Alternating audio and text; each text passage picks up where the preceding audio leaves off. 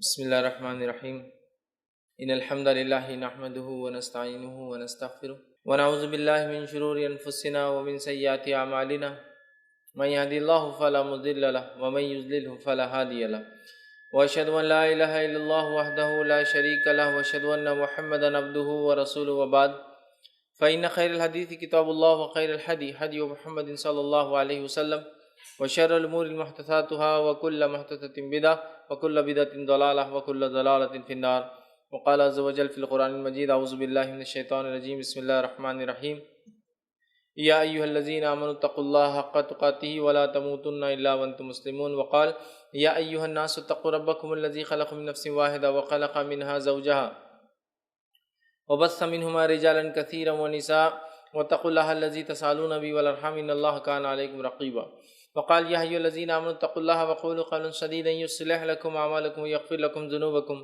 ومن يطع الله ورسوله فقد فاز فوزا عظيما اللهم صل على محمد وعلى آل محمد كما صليت على إبراهيم وعلى آل إبراهيم إنك حميد مجيد اللهم بارك على محمد وعلى آل محمد كما باركت على إبراهيم وعلى آل إبراهيم إنك حميد مجيد رب اشرح لي صدري ويسر لي أمري واحلل عقدة من لساني يفقهوا قولي أما بعد تمام تعریفیں اس اللہ عز و جل کے لیے لائق و زیبا ہے جو تمام جہانوں کا بنانے والا اور اسے پالنے والا ہے، اور درود و سلام اس کے آخری نبی محمد صلی اللہ علیہ وسلم پر۔ الحمدللہ ہم تمام یہاں اس ہفتے واری درس قرآن کے لیے جمع ہوئے ہیں۔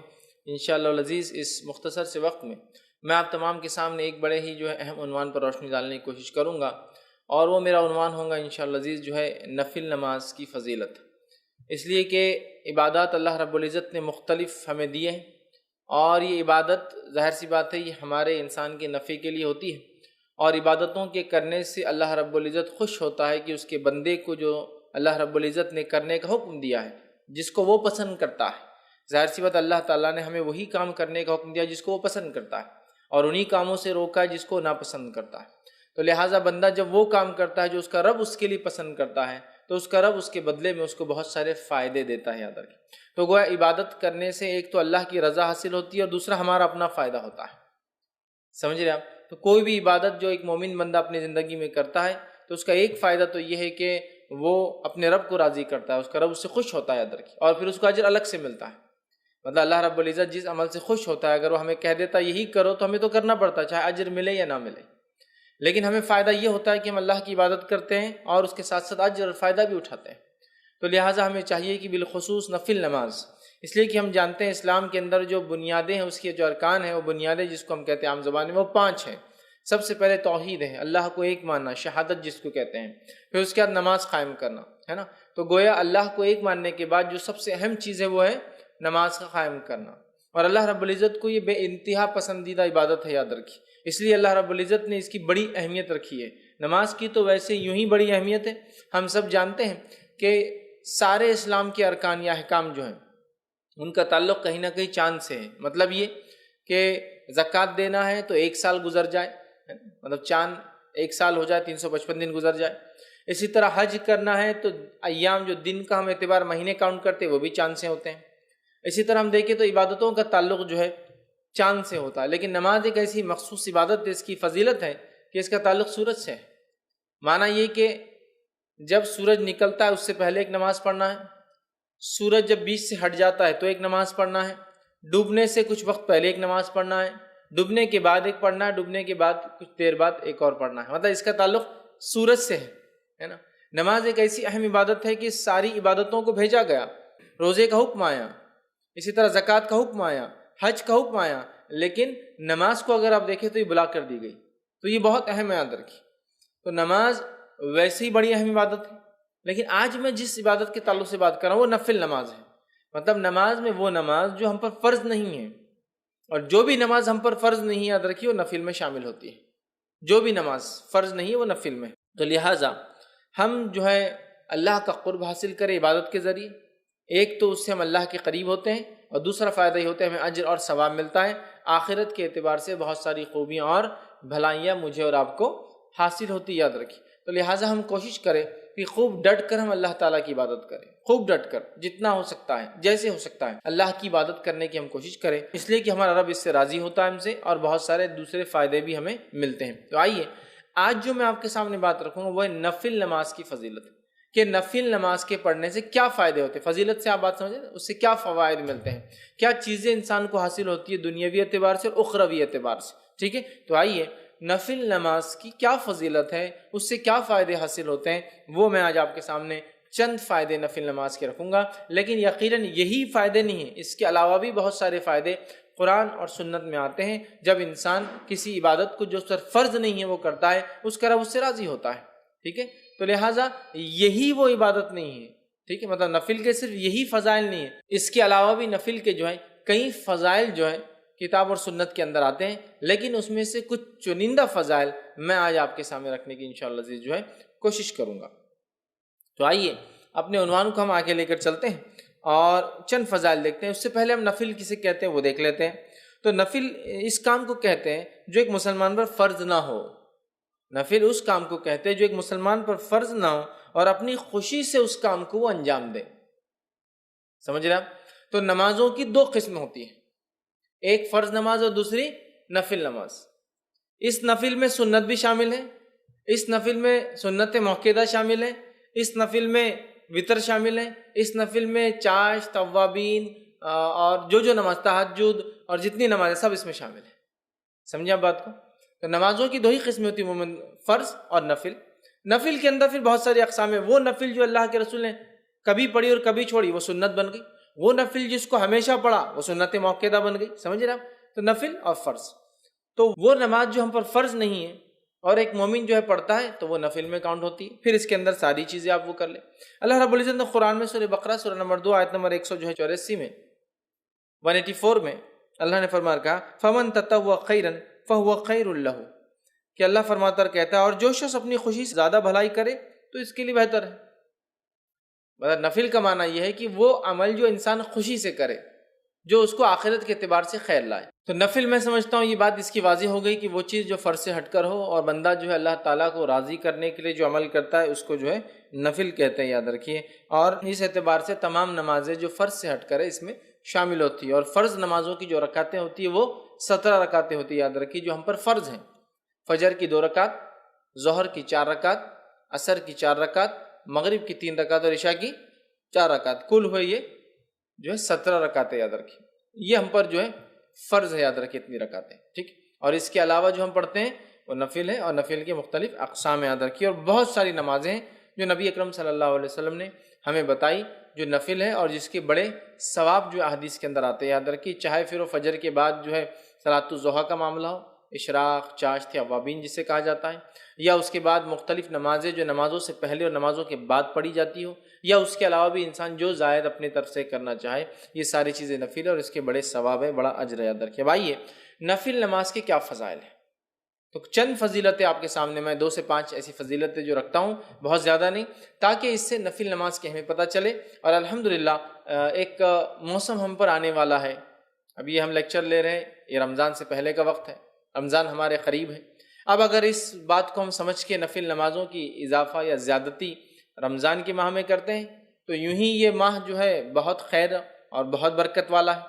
پھر اس کے اندر قدر و منزلت والی ایک رات بھی آتی ہے. تو اگر نفل کا اضافہ ہم کریں نمازوں میں تو ایک تو رمضان کا مہینہ، پھر قدر کی رات، اور چونکہ قدر تو تلاش کرنا ہے، 5 راتوں میں سے ایک رات ہے، تو ان راتوں میں اگر ہم یہ عبادت کریں تو یہ بڑی افضل عبادت ہے، یاد رکھیں. لیکن یہ صرف رمضان کی حد تک نہیں ہے، چونکہ رمضان سامنے ہے اس لیے میں اس کا ذکر کر رہا ہوں. یہ تو رمضان اور غیر رمضان ہر ماہ میں، ہر مہینے میں، ہر گھڑی میں کی جا سکتی ہے.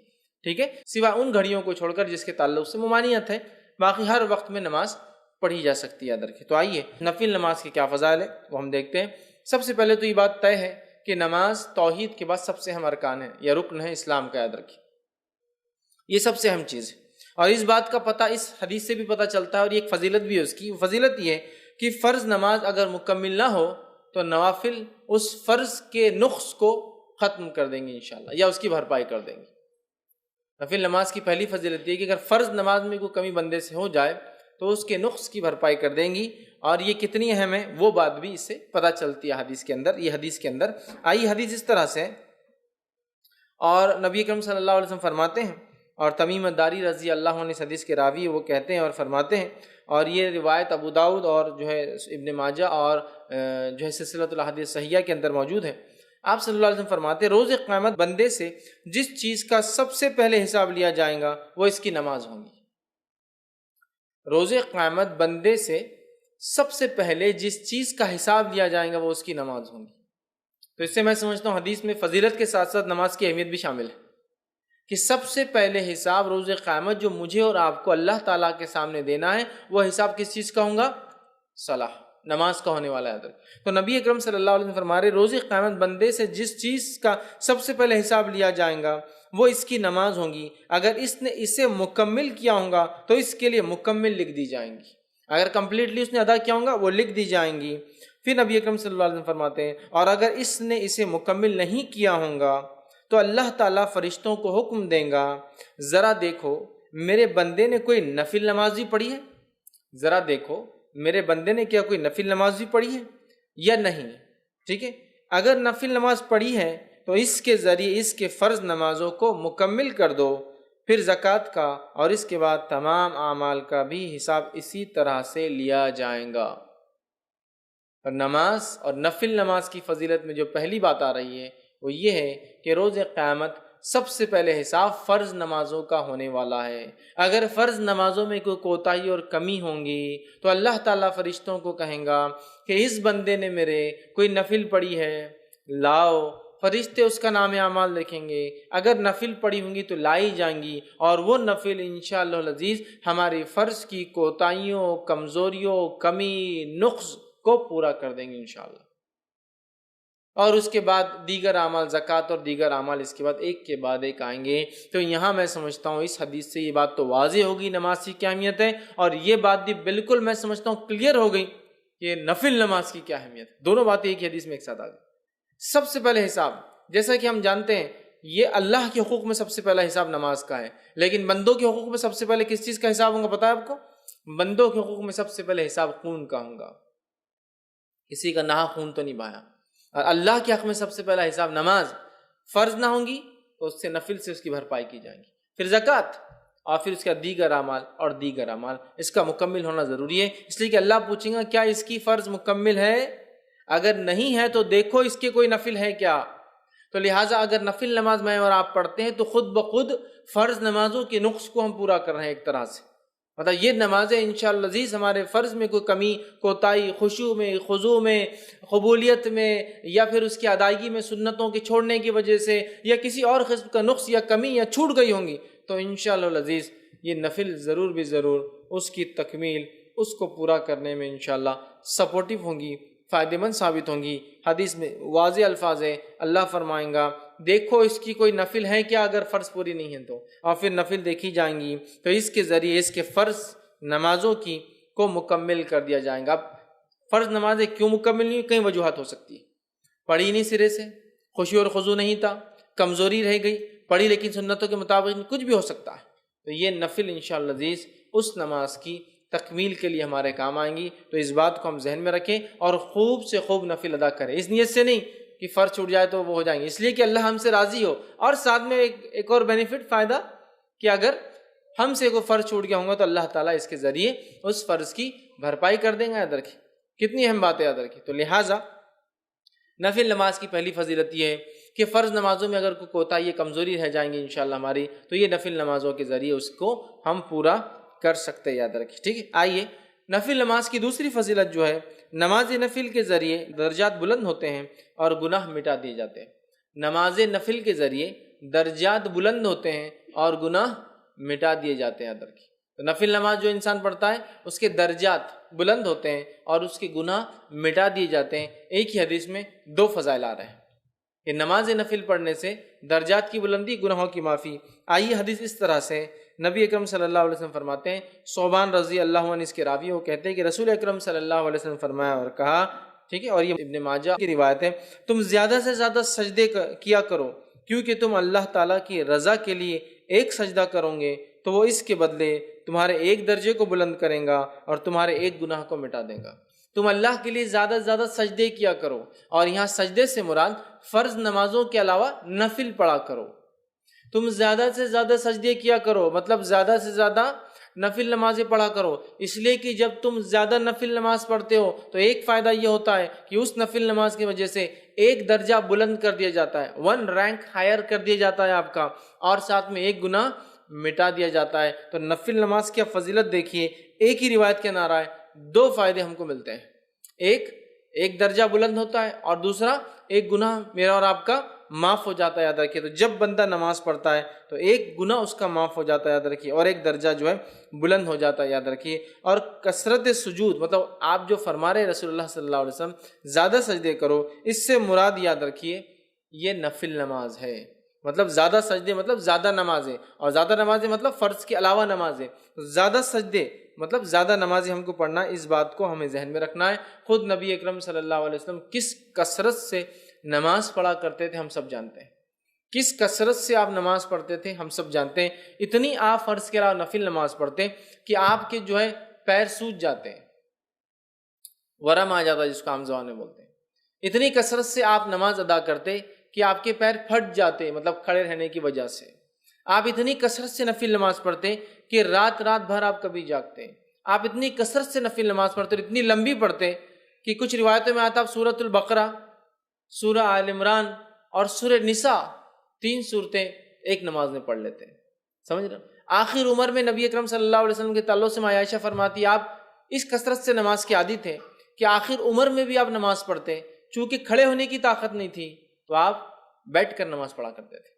مطلب نبی اکرم صلی اللہ علیہ وسلم کھڑے رہ کر ہی نماز پڑھتے، لیکن جب آخری وقت تھا، آپ بوڑھے ہو گئے، تو رات میں جب آپ نفل پڑھتے تھے تو بیٹھ کر پڑھا کرتے تھے، اس لیے کھڑے رہنے کی آپ میں طاقت نہیں تھی۔ اس چیز کو بھی سمجھنا چاہیے کہ اللہ کے رسول صلی اللہ علیہ وسلم کس کثرت سے نفل پڑھتے تھے۔ بہرحال یہاں فرما رہے ہیں نفل نماز پڑھنے کا پہلا فائدہ یہ ہے کہ ہمارا ایک درجہ بلند ہو جاتا ہے، اور دوسرا فائدہ یہ ہے کہ ایک گناہ ہمارا مٹا دیا تھا، مطلب ڈبل بینیفٹ، ایک تو درجہ بلند ہو رہا اور ایک جو درجہ نیچے لے جانے کی چیزیں گناہ وہ بھی معاف ہو رہا ہے نا۔ تو ایک طرح دیکھا تو ڈبل درجے بلند ہو رہے ہیں، ایک تو آلریڈی درجہ بلند، پھر گناہ معاف ہونے سے بھی ظاہر سی بات ہے آدمی کا درجہ بلند ہوتا ہے، تو 2 فائدے ہو جا رہے دیکھیے ایک عمل کرنے سے۔ تو ہمیں چاہیے ہم کثرت سے نفل نمازوں میں اضافہ کریں، جب ہو سکتا ہے پڑھیں۔ بہت ساری نفل تو بالکل طے ہے، پتہ ہے، نبی اکرم صلی اللہ علیہ وسلم پابندی سے اس کو کیا ہے، جیسا کہ تہجد کی نماز کا پڑھنا ہے نا۔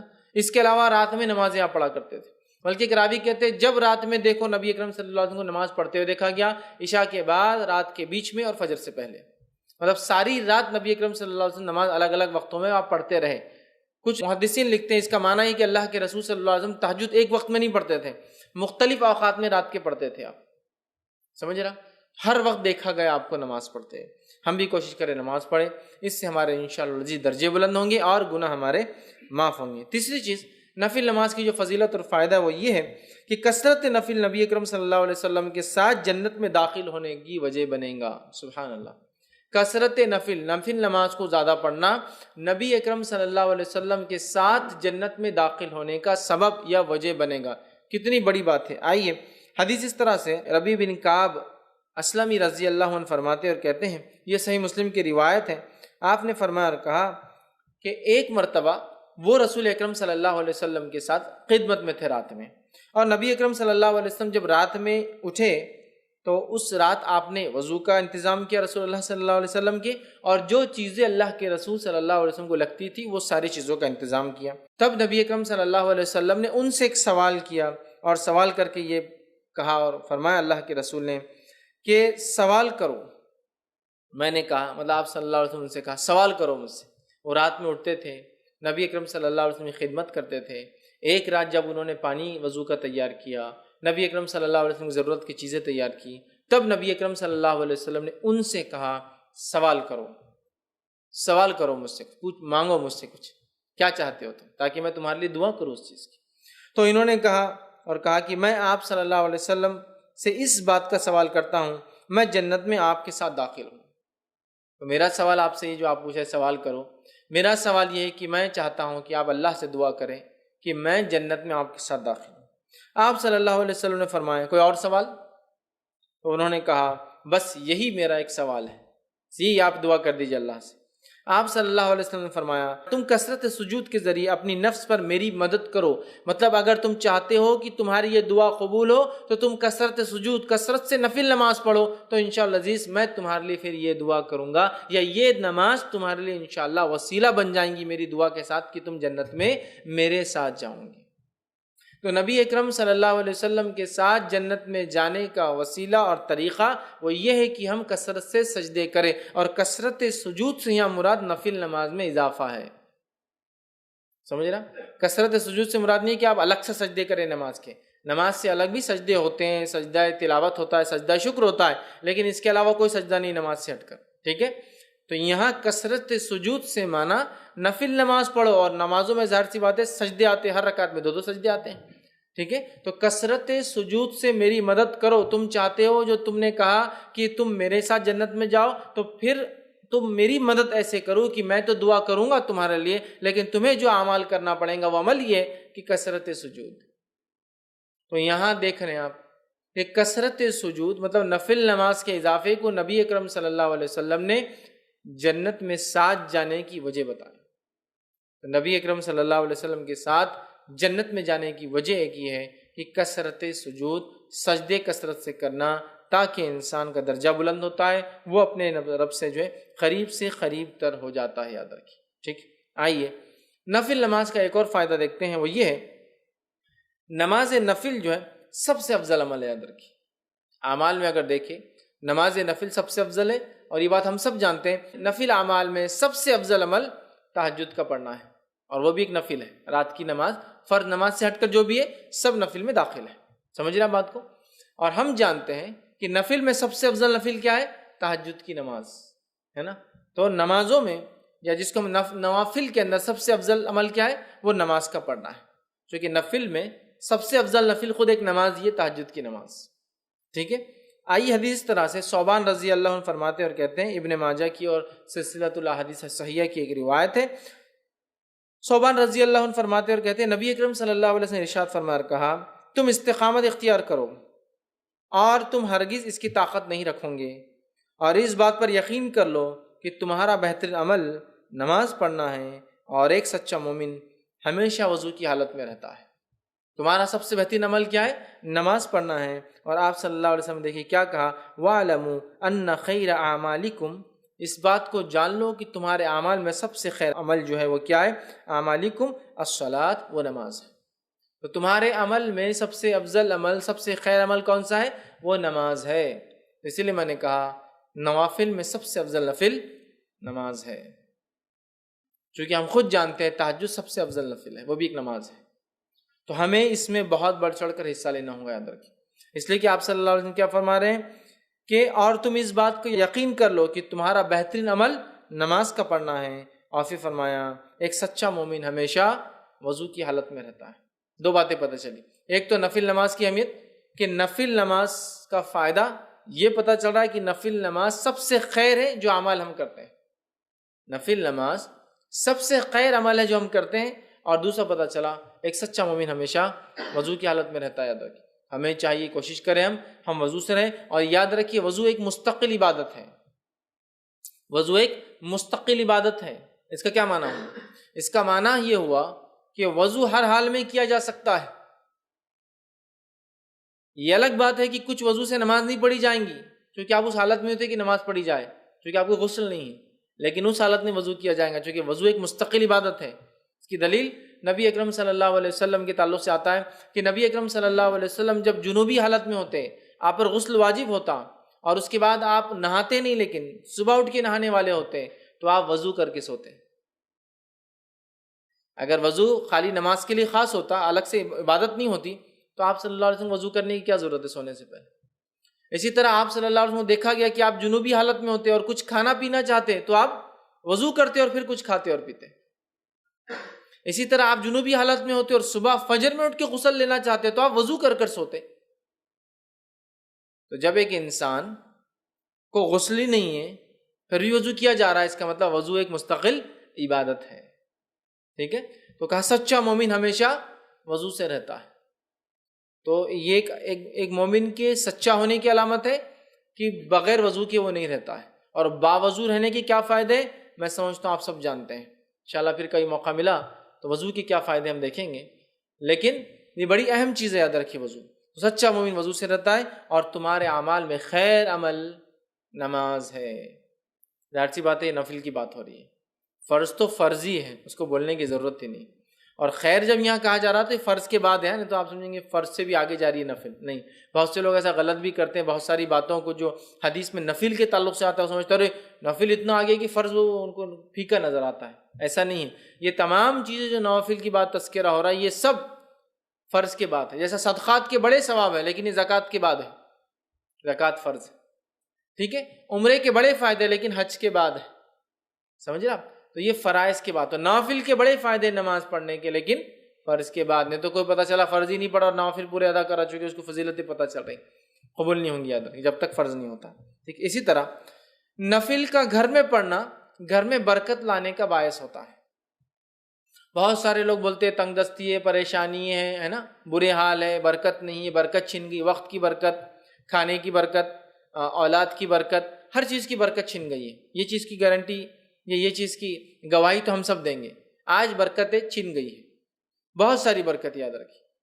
تو ہمیں کیا کرنا ہے، اس بات کو سمجھنا ہے کہ نفل نماز گھر میں برکت لانے کا ایک ذریعہ ہے۔ آئیے حدیث کی اس طرح سے کہ نبی اکرم صلی اللہ علیہ وسلم فرماتے ہیں، صحیح مسلم کی روایت ہے، اور جابر رضی اللہ عنہ حدیث کے راوی فرماتے ہیں اور کہتے ہیں، تم میں سے، آپ صلی اللہ علیہ وسلم فرمایا، وہ کہتے ہیں آپ صلی اللہ علیہ وسلم فرمایا، تم میں سے کوئی شخص جب مسجد میں نماز پڑھے تو اپنی نماز کا کچھ حصہ اپنے گھر کے لیے بھی رکھے، کیونکہ گھر میں کچھ نماز ادا کرنے سے اللہ تعالیٰ گھر میں خیر و بھلائی کو لاتا ہے، خیر کو لاتا ہے، برکت کو لاتا ہے۔ آپ صلی اللہ علیہ وسلم کیا فرما رہے ہیں، تم میں سے ہر شخص پوری نماز یہاں نہ پڑھ لے، کچھ نماز کو باقی رکھے، اور کہاں جا کے پڑھے، گھر جا کے پڑھے۔ یہ کس کو کہا جا رہا ہے، مردوں کو، عورتیں تو گھر میں نماز عورتیں گھر میں ہی پڑھتی ہیں عموماً، لیکن مردوں سے کہا جا رہا ہے تم میں سے کوئی شخص پوری نماز یہاں نہ پڑھے، اور اگر کوئی عورت ہمیشہ مسجد جا کے نماز پڑھتی ہے تو اس کے لیے بھی بات ہو جائیں گی، پھر بہت سارے علاقوں ملکوں میں مسجد میں بالکل نظم ہوتا ہے، اس کے لیے بات ہوگی کہ پوری نماز سے مراد فرض نماز کے علاوہ جو نمازیں پڑھتے ہو ان نمازوں کو پورا مسجد میں نہ پڑھا کرو، کچھ باقی رہنے دیا کرو، اور کہاں پڑھو، جا کر گھر جا کر پڑھا کرو۔ اور فرمایا اس لیے کہ گھر میں یہ خیر اور بھلائی لانے کا سبب بنتی ہے یہ نماز، تو گھر میں خیر اور بھلائی آتی ہے۔ اب ان لوگوں کے گھر کا کیا لوں گا جو نہ فرض پڑھتے ہیں، تو نفل تو بات کی بات ہوئی نا۔ بہت سارے لوگ بتاتے ہیں خیر اور برکت سے وہ محروم ہو چکے ہیں، اس لیے ہم خیر و برکت سے محروم ہو چکے ہیں کہ نماز جیسے افضل عمل کو ہم بالکل دھڑلے سے جو ہے چھوڑ رہے ہیں، نفل تو وہ پڑھیں گا نا جو فرض پڑھتا ہے۔ تو آج فرض کا کیا حال ہے، کتنے فرض مسلمان نماز پڑھ رہے ہیں مجھے بتانے کی بہرحال ضرورت نہیں ہے۔ زیادہ سے زیادہ جو نماز سب سے زیادہ دن میں پڑھی جاتی ہے، جو مردوں کا حال ہے، عورتوں کا نہیں جانتا ہوں میں، مردوں کا حال ہے وہی مغرب کی نماز پڑھی جاتی ہے، کیونکہ مسجد بھری ہوتی ہے، اس سے اندازہ ہو جاتا ہے کہ مغرب سب سے زیادہ پڑھی جاتی ہے۔ کیوں مغرب پڑھتے؟ شاید اس لیے کہ اذان کے بعد وقت کم ہوتا ہے تو شیطان کو موقع نہیں ملتا شاید بہکانے کا، فوراً وضو کیا اور نماز ہو گئی۔ اس کے علاوہ نمازوں میں آپ کو لوگ اتنی تعداد میں نظر نہیں آئیں گے، سب سے کم فجر میں، اس کے بعد تھوڑی تعداد ظہر میں آپ کو ملیں گی، اس کے بعد گرمی اگر زیادہ ہے تو عصر میں کم ملیں گی، اور گرمی اگر کم ہے تو عصر میں بھی تھوڑی اور بڑھ جائیں گی تعداد، اور مغرب میں سب سے زیادہ، اور عشاء کے اندر پڑھ لیا نہیں پڑھ لیا، عشاء اور فجر کا عموماً کبھی کبھار ایک جیسا ہوتا ہے، سوائے بازاروں کو چھوڑ کے، بازاروں میں عشاء میں بھی کافی لوگ ہوتے ہیں چونکہ وہاں سارے لوگ جمع ہوتے ہیں، لیکن عموماً اکثر علاقوں میں جہاں آبادیاں نہیں ہیں عشاء اور فجر کا حال کچھ ایک جیسا ہی نظر آتا ہے، تھوڑی تھوڑی پبلک، بس تھوڑے بہت، جیسا جو محلوں کے اندر مسجدیں ہیں، فجر میں 10-15 تو عشاء میں بھی 10-15، یہ حال ہے۔ تو اندازہ لگائیے کتنے بڑے خیر سے محروم ہے۔ جب نفل خیر لا سکتا ہے تو فرض کیا کیا لاتا ہوں گا، فرض تو پھر فرض ہی ہے نا۔ جب اگر نماز جو نفل ہے وہ اتنا کچھ لا سکتی ہے تو جو فرض ہے وہ کیا کچھ نہیں لا سکتی، اس بات کو یاد رکھیے۔ میرا ایک پورا اس پر عنوان تھا نماز کی اہمیت، اور اس میں نے نماز کو پڑھنے کے فائدے اور چھوڑنے کے سارے نقصانات گنوائے ہیں۔ جو بہرحال نماز بہت بہت بہت بہت افضل چیز ہے، یاد رکھیے، اسے نہیں چھوڑنا چاہیے۔ اور یہاں اللہ کے رسول صلی اللہ علیہ وسلم فرما رہے ہیں کچھ حصہ گھر میں پڑھ لیا کرو، اس لیے کہ صحابہ اکثر پوری نمازیں پھر مسجد نبوی میں پڑھ لے رہے تھے۔ جب اللہ کے رسول نے یہ بات بیان کی تو صحابہ نے پھر اپنے گھروں میں بھی نماز کو پڑھنا شروع کیا، اور نفل مراد ایسے یاد رکھی، فرض نہیں یاد رکھی، ٹھیک۔ اسی طرح ایک اور روایت میں آتا ہے، یہ روایت جو ہے صحیح مسلم کی ہے، اور اس میں جو ہے زید بن ثابت رضی اللہ عنہ فرماتے اور کہتے ہیں کہ نبی کریم صلی اللہ علیہ وسلم نے ارشاد فرما کر کہا، اے لوگو تم اپنے گھروں میں بھی نماز پڑھا کرو، مطلب نفل نماز، کیونکہ آدمی کی سب سے افضل نماز وہ ہے جسے وہ اپنے گھر میں ادا کرتا ہے، سوائے فرض نماز کی.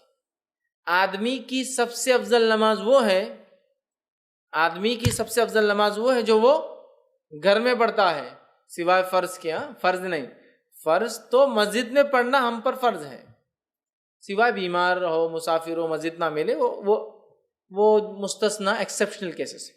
لیکن فرض نماز تو مسجد میں باجماعت ہی پڑھنا ہے.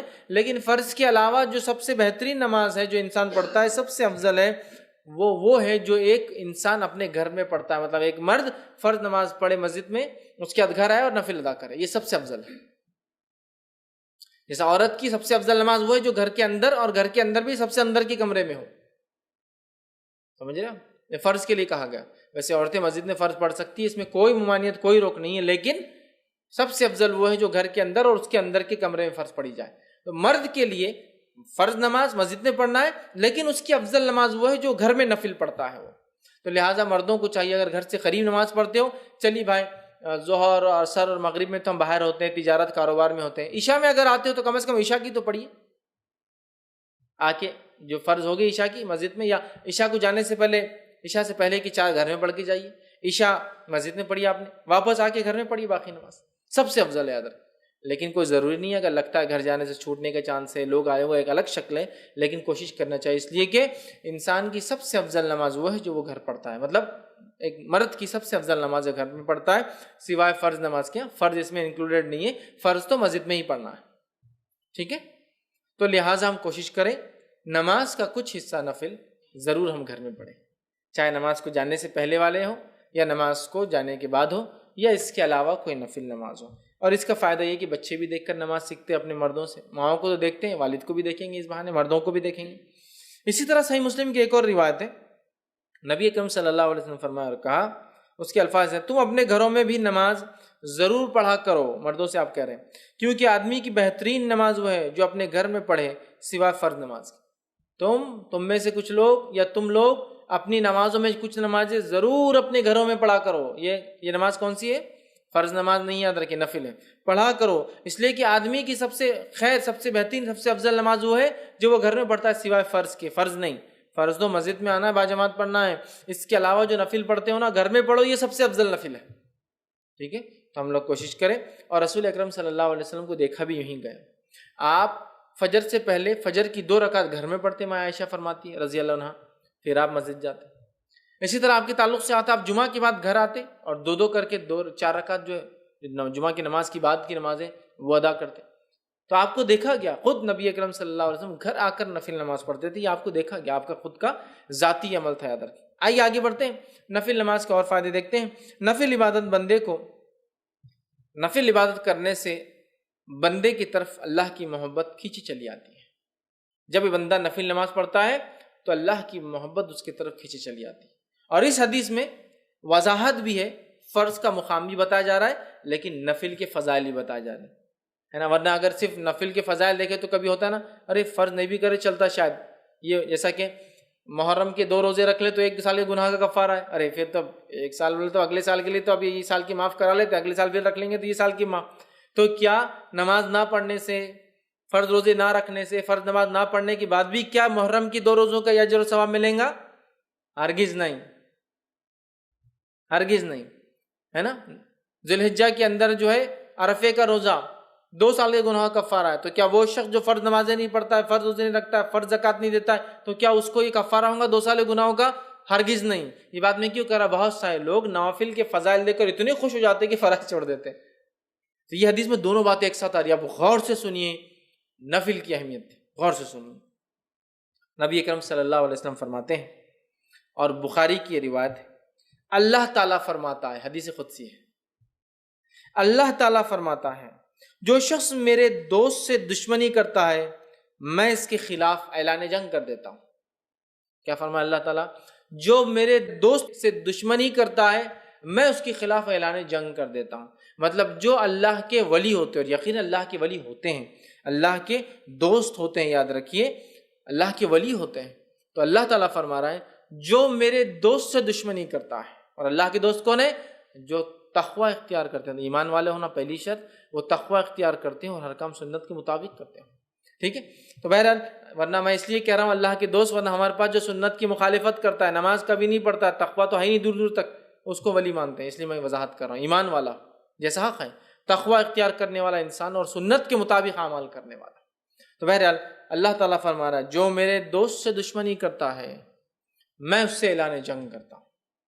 اب اندازہ لگائیے، اللہ کا جو دوست ہوتا ہے اس کو اگر دنیا میں کوئی چھیڑتا ہے یا اس سے دشمنی کوئی کرتا ہے، اللہ تعالیٰ اس کے خلاف اعلان جنگ کر دیتا ہے. کیسے کرتا ہے؟ وہ جس نے دیکھا نتیجے اس کو سمجھ میں آتے ہیں. انبیاؤں کے ساتھ جس نے برا سلوک کیا ان کے نتیجے دیکھ لیجئے، صحابہ کے ساتھ جس نے برا سلوک کیا کیسی کیسی موتیں مرے ان کی زندگی دیکھ لیجئے، سلف صالحین پہ جس نے ظلم کیا ان کی زندگیوں کا مطالعہ کرے، خاص طور سے ان کی موتیں دیکھے، اور اس کے بعد معصوم مسلمانوں پہ جس نے بھی ظلم کیا ان کی زندگی کی حالت دیکھے. آپ کہیں گے واقعی میں اللہ تعالیٰ کیسا بدلہ لیتا ہے. چونکہ اللہ تعالیٰ جب دشمنی لیتا ہے اس کے خلاف تو وہ دشمنی واقع میں نبھاتا بھی ہے. سمجھ رہے ہیں بات کو؟ ہر طرف سے اس کو جو ہے چت کر دیتا ہے اس دنیا کی زندگی میں. تو بہرحال اللہ تعالیٰ فرما رہا ہے جو شخص میرے دوست سے دشمنی کرتا ہے اس کے خلاف میں اعلان جنگ کرتا ہوں. تو ایک بات ہمیشہ ذہن میں رکھنی چاہیے، اللہ کے نیک بندوں کے خلاف کوئی چال نہیں چلنا چاہیے. اس لیے کہ جب ہم اللہ کے نیک بندوں کے خلاف چال چلتے ہیں در حقیقت اللہ ہمارے خلاف اعلان جنگ کر دیتا ہے. پھر ہوتا ہے نا بہت سارے لوگ نیک لوگ خواہ مخواہ تنگ کرتے ہیں زمین کے معاملات میں، اس میں خواہ احتیاط کرنا چاہیے. آپ خطرناک زون میں جا رہے ہیں، آپ کو تکلیف ہو سکتی ہے. ٹھیک ہے، آگے آئیے سنیے. اللہ تعالیٰ فرماتا ہے اور میرا بندہ سب سے زیادہ میرا تقرب اس چیز کے ساتھ حاصل کرتا ہے جسے میں نے فرض کیا ہے. اللہ تعالیٰ فرما رہا ہے میرا بندہ سب سے قریب مجھ سے تب ہوتا ہے جب وہ میری فرض کردہ چیزوں کو پورا کرتا ہے. اللہ تعالیٰ فرما رہا ہے میرا بندہ میرے سب سے قریب کب آتا ہے؟ جب وہ چیز کرتا ہے جو میں نے اس پر فرض کی ہے. تو آپ اللہ تعالیٰ فرمایا میرا تقرب میرا بندہ سب سے زیادہ حاصل کرتا ہے اس چیز کے ذریعے جو میں نے اس پر فرض کیا ہے، یعنی فرائض کے ساتھ میرا تقرب حاصل کرنا ہی مجھ سے سب سے زیادہ مطلب فرائض کے ذریعے میرا تقرب حاصل کرنا یہ مجھے سب سے زیادہ پسند اللہ اعلان کر رہا ہے. آگے آئیے پھر اللہ تعالیٰ فرما رہا ہے حدیث قدسی ہے اور میرا بندہ نوافل کے ذریعے میرا تقرب حاصل کرتا ہے فرض سے سب سے زیادہ، لیکن نوافل سے بھی کرتا ہے فرض کے بعد. مطلب فرض جو ادا کرتا ہے اس کی نفل قبول ہوتی ہے، بات بھی یاد رکھیں. پھر اللہ فرماتا ہے پھر جب اور میرا بندہ نوافل کے ذریعے میرا تقرب حاصل کرتا رہتا ہے یہاں تک کہ میں اس سے محبت کر لیتا ہوں. میرا بندہ پہلے تو فرض کرتا ہے، میرا تقرب حاصل کر لیتا ہے، چونکہ فرض سے ہی میں سب سے زیادہ قریب ہوتا ہوں بندوں کے، یہ مجھے سب سے زیادہ محبوب ہے. پھر میرا بندہ نفل پڑھتا ہے اور نفل پڑھ کر میرا تقرب حاصل کرتا ہے، اتنا تقرب حاصل کرتا ہے کہ میں بھی اس سے محبت کرنا شروع کر دیتا ہوں نوافل کے ذریعے. اب آگے سنیے ذرا، تو میں بھی اس سے محبت کر لیتا ہوں. پھر جب میں اس سے محبت کر لیتا ہوں، فرض سب سے زیادہ اللہ کو پسند عمل ہے، سب زیادہ قریب بندہ فرض سے آتا ہے، لیکن فرض سے جو قریب آنے کے بعد بھی جو نفل پڑھے وہ ٹاپ موسٹ چل جاتا ہے. بولنے کا مطلب یہ ایک انسان صرف فرض بھی کرے تو اللہ سے قریب ہوتا ہے، لیکن فرض کے بعد جو نفل پڑھے وہ ٹاپ موسٹ لیول تک پہنچ جاتا ہے اللہ کے قریب، اتنا کہ اللہ تعالیٰ اس سے محبت کرنے لگتا ہے. اور اللہ فرماتا ہے اور جب میں اس سے محبت کرنے لگتا ہوں تو میں اس کا کان بن جاتا ہوں جس سے وہ سنتا ہے. اس حدیث کو غلط معنی مت دیجیے کہ واقعی میں اللہ اس کے اندر حلول کر جاتا ہے، نہیں، مطلب وہ وہی باتیں سنتا ہے جو میں چاہتا ہوں کہ وہ سنے، کوئی غلط بات نہیں سنتا ہے. اللہ فرماتا میں اس کا کان بن جاتا ہوں جس سے وہ سنتا ہے، اس کی آنکھ بن جاتا ہوں جس سے وہ دیکھتا ہے، اس کی آنکھ بن جاتا ہوں جس سے وہ دیکھتا ہے. عثمان ابن عفان رضی اللہ عنہ فرمایا کرتے تھے کہ مومن کی فراست اس کی نظروں سے بچا کرو، اس لیے کہ مومن جو ہوتا ہے نا اس کی آنکھوں سے چیزوں کو پہچان لیتا ہے. بہت سارے سلف کے واقعات ہیں، لوگوں کو چہروں کو ان کے حالات دیکھ کر پہچان لیتے تھے کیا پرابلمس ہیں. اس لیے نہیں کہ ان کو غائب کرتا نعوذ باللہ، لیکن اللہ تعالیٰ نے ان کو وہ صلاحیت دے دی تھی. ہوتا ہے نا لوگ بولتے رہے ڈاکٹر ہاتھ لگا دے تشخیص کر لیتا ہے، چہرہ دیکھتے انہوں نے پہچان لیا کیا ہوگا، یا سوال کرتے دیکھو جواب وہی آیا جو سوال تھا حالانکہ اس میں یہ بات نہیں کہی گئی تھی. یہ ساری چیزیں ہوتی ہیں. ٹھیک ہے، تو یہاں دیکھیے اللہ کے رسول صلی اللہ علیہ وسلم کیا فرما رہے ہیں کہ اللہ تعالیٰ فرما رہا ہے میں اس کی آنکھ بن جاتا ہوں جس سے وہ دیکھتا ہے، اس کا ہاتھ بن جاتا ہوں جس کے ذریعے وہ پکڑتا ہے. مطلب وہی دیکھتا ہے جو اللہ چاہتا ہے، وہی سنتا ہے جو اللہ چاہتا ہے، وہی پکڑتا ہے جو اللہ چاہتا ہے۔ مطلب مومن ہر وہ کام نفل کے ذریعے اللہ سے محبت حاصل کر کے اللہ اس کے ریٹرن میں اس کو ہر وہ چیز کرواتا ہے جو اس کا رب اس سے صرف پسند کرتا ہے، اس کے علاوہ نہ کچھ سنتا ہے، نہ کچھ دیکھتا ہے، نہ کچھ پکڑتا ہے۔ تو میں اس کا ہاتھ بن جاتا ہوں جس کے ذریعے وہ پکڑتا ہے، اور اس کا پاؤں بن جاتا ہوں جس کے ذریعے وہ چلتا ہے۔ مطلب مومن چلیں گا بھی تو اب سیدھے راستے پر، چونکہ اب وہ غلط راستے پر نہیں جائیں گا، چونکہ نفل کے ذریعے وہ اللہ کی محبت حاصل کر چکا ہے۔ اللہ کی محبت جو بندہ حاصل کر لیتا ہے، اس کا رب کا فضل اس پہ یہ ہوتا ہے کہ وہ ہر وہ کام کرتا ہے جو اس کا رب چاہتا ہے، اس کے علاوہ وہ کچھ نہیں کرتا۔ تو یہاں جو ہے اس سے وہ چلتا ہے، ان تمام اعضاء کو اپنی اطاعت میں لگا دیتا ہے، اور اگر وہ مجھ سے سوال کرتا ہے تو میں ضرور بھی ضرور اس کو عطا کرتا ہوں۔ اگر وہ مجھ سے سوال کرتا ہے تو میں ضرور بھی ضرور اس کو عطا کرتا ہوں۔ معلوم؟ ضرور بھی ضرور عطا کرتا ہوں اگر وہ مجھ سے سوال کرتا ہے۔ کون سا بندہ؟ فرائض کے بعد نفل کا اہتمام کر کے رب سے محبت حاصل کر لینے والا بندہ، دیکھتا ہے تو وہی جو اس کا رب چاہتا ہے، سنتا ہے وہی جو اس کا رب چاہتا ہے، پکڑتا ہے وہی جو اس کا رب چاہتا ہے، چلتا ہے اسی راہ پر جس پہ رب چاہتا ہے، اور جب وہ مانگتا ہے تو اس کا رب اس کی جو ہے ضرور بھی ضرور اس کو عطا کر دیتا ہے۔ اور اگر وہ میری پناہ طلب کرے تو میں یقیناً اس کو پناہ دے دیتا ہوں۔ اور اگر وہ میری پناہ طلب کرتا ہے، دعا میں خاص دعا یاد رکھی، پناہ مانگنا مصیبت کے وقت، تو اگر وہ میری پناہ مانگتا ہے تو میں اسے پناہ دے دیتا ہوں اپنی طرف سے۔ سبحان اللہ، کتنے بڑے بڑے فضائل ہے نفل کو ادا کرنے کی، کتنے بڑے بڑے فضائل، اندازہ لگائی، ہے نا۔ اللہ کو سب سے زیادہ محبوب عمل لیکن کون سا ہے؟ فرض ہے، یاد رکھی، فرض نماز، مال میں فرض عبادت زکوٰۃ، ہے نا۔ اس کے بعد اللہ تعالیٰ نے رمضان کے ایک مہینے کے روزے، اس کے بعد حج، سب سے زیادہ محبوب عمل۔ اس کے بعد یہ کرنے کے بعد بندہ نفل کے اندر دوڑتا ہے، آگے بڑھتا ہے۔ فرض نماز کے بعد نفل نماز، فرض زکوٰۃ کے بعد نفلی زکوٰۃ، فرض روزوں کے بعد نفلی روزے، فرض حج کے بعد نفلی عمرے، نفلی حج بولتے ہیں اس کو حج صغیر، چھوٹا حج، وہ کرتا ہے تو اللہ سے اتنا قریب ہوتا ہے کہ اللہ محبت کرنے لگتا ہے۔ جب اللہ محبت کرنے لگتا ہے تو وہ جو دیکھتا ہے وہ جو اس کا رب چاہتا ہے، وہی سنتا ہے جو اس کا رب چاہتا ہے، وہی اس کے ہاتھ پکڑ دے اس کا رب چاہتا ہے، اسی راہ پر چلتا ہے، قدم چلتے ہیں جو اس کا رب چاہتا ہے۔ اور پھر جب اپنے رب سے مانگتا ہے اس کا رب اس کو پورا، اس کی دعاؤں کو پورا کرتا ہے۔ اور جب وہ پناہ طلب کرتا ہے تو اللہ تعالیٰ اس کو پناہ عطا کر دیتا ہے۔ میں سمجھتا ہوں بہت بڑے بڑے فضائل، یہ بخاری کی روایت تھی، ہمیں پتہ چلے اس کے اندر کہ نفلی نماز کے ادا کرنے سے جو ہوتے ہیں، جس میں سب سے اہم چیز جو پتہ چلی وہ یہ ہے کہ بندہ اللہ سے قریب ہو جاتا ہے، اتنا قریب کہ ہر چیز جو اس کا رب چاہتا ہے وہی وہ کرتا ہے، اس سے ہٹ کر نہ کوئی چیز سنتا ہے، نہ دیکھتا ہے، نہ پکڑتا ہے، نہ اس راہ پر چلتا ہے۔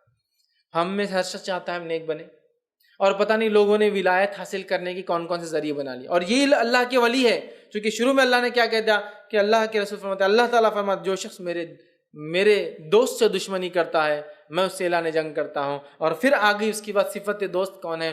فرائض کے ذریعے نزدیک پہنچتا ہے، نفل کر کے اللہ کا قرب اور محبت حاصل کر لیتا ہے، پھر نفل حاصل کر کے پھر وہ جو مانگتا اللہ پوری کر دیتا ہے، جب پناہ مانگتا اللہ پناہ دے دیتا ہے۔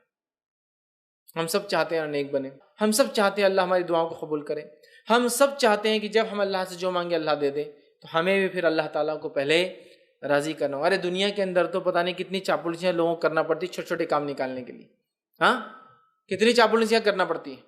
اللہ تعالیٰ آپ سے چاپلوسی نہیں چاہتا، اخلاص چاہتا ہے۔ اخلاص، چاپلوسی میں کیا ہوتا ہے؟ اخلاص نہیں ہوتا ہے، اخلاص چاہتا ہے، اور اخلاص کے ساتھ فرض عبادت اور نفل میں اضافہ کرو، اللہ تعالیٰ ہم کو دیں گا۔ ادھر کی بہت سے لوگ بولتے ہیں ارے یہ کیا بات ہوئی، کیا اللہ تعالیٰ دیں گا تو اس کا مطلب یہ ہے کہ ہم کو کوشش نہ کریں۔ کوشش کرنا ہے، لیکن تم لاکھ کوشش کرنے کے بعد بھی حاصل نہیں کر پاتے ہو نا چیزوں کو۔ لیکن جب اللہ کو ہم راضی کر لیں گے نا، تھوڑی کوششیں بڑے بڑے کام نکال دیں گی، تھوڑی کوششیں بڑے بڑے کام نکال دیں گی۔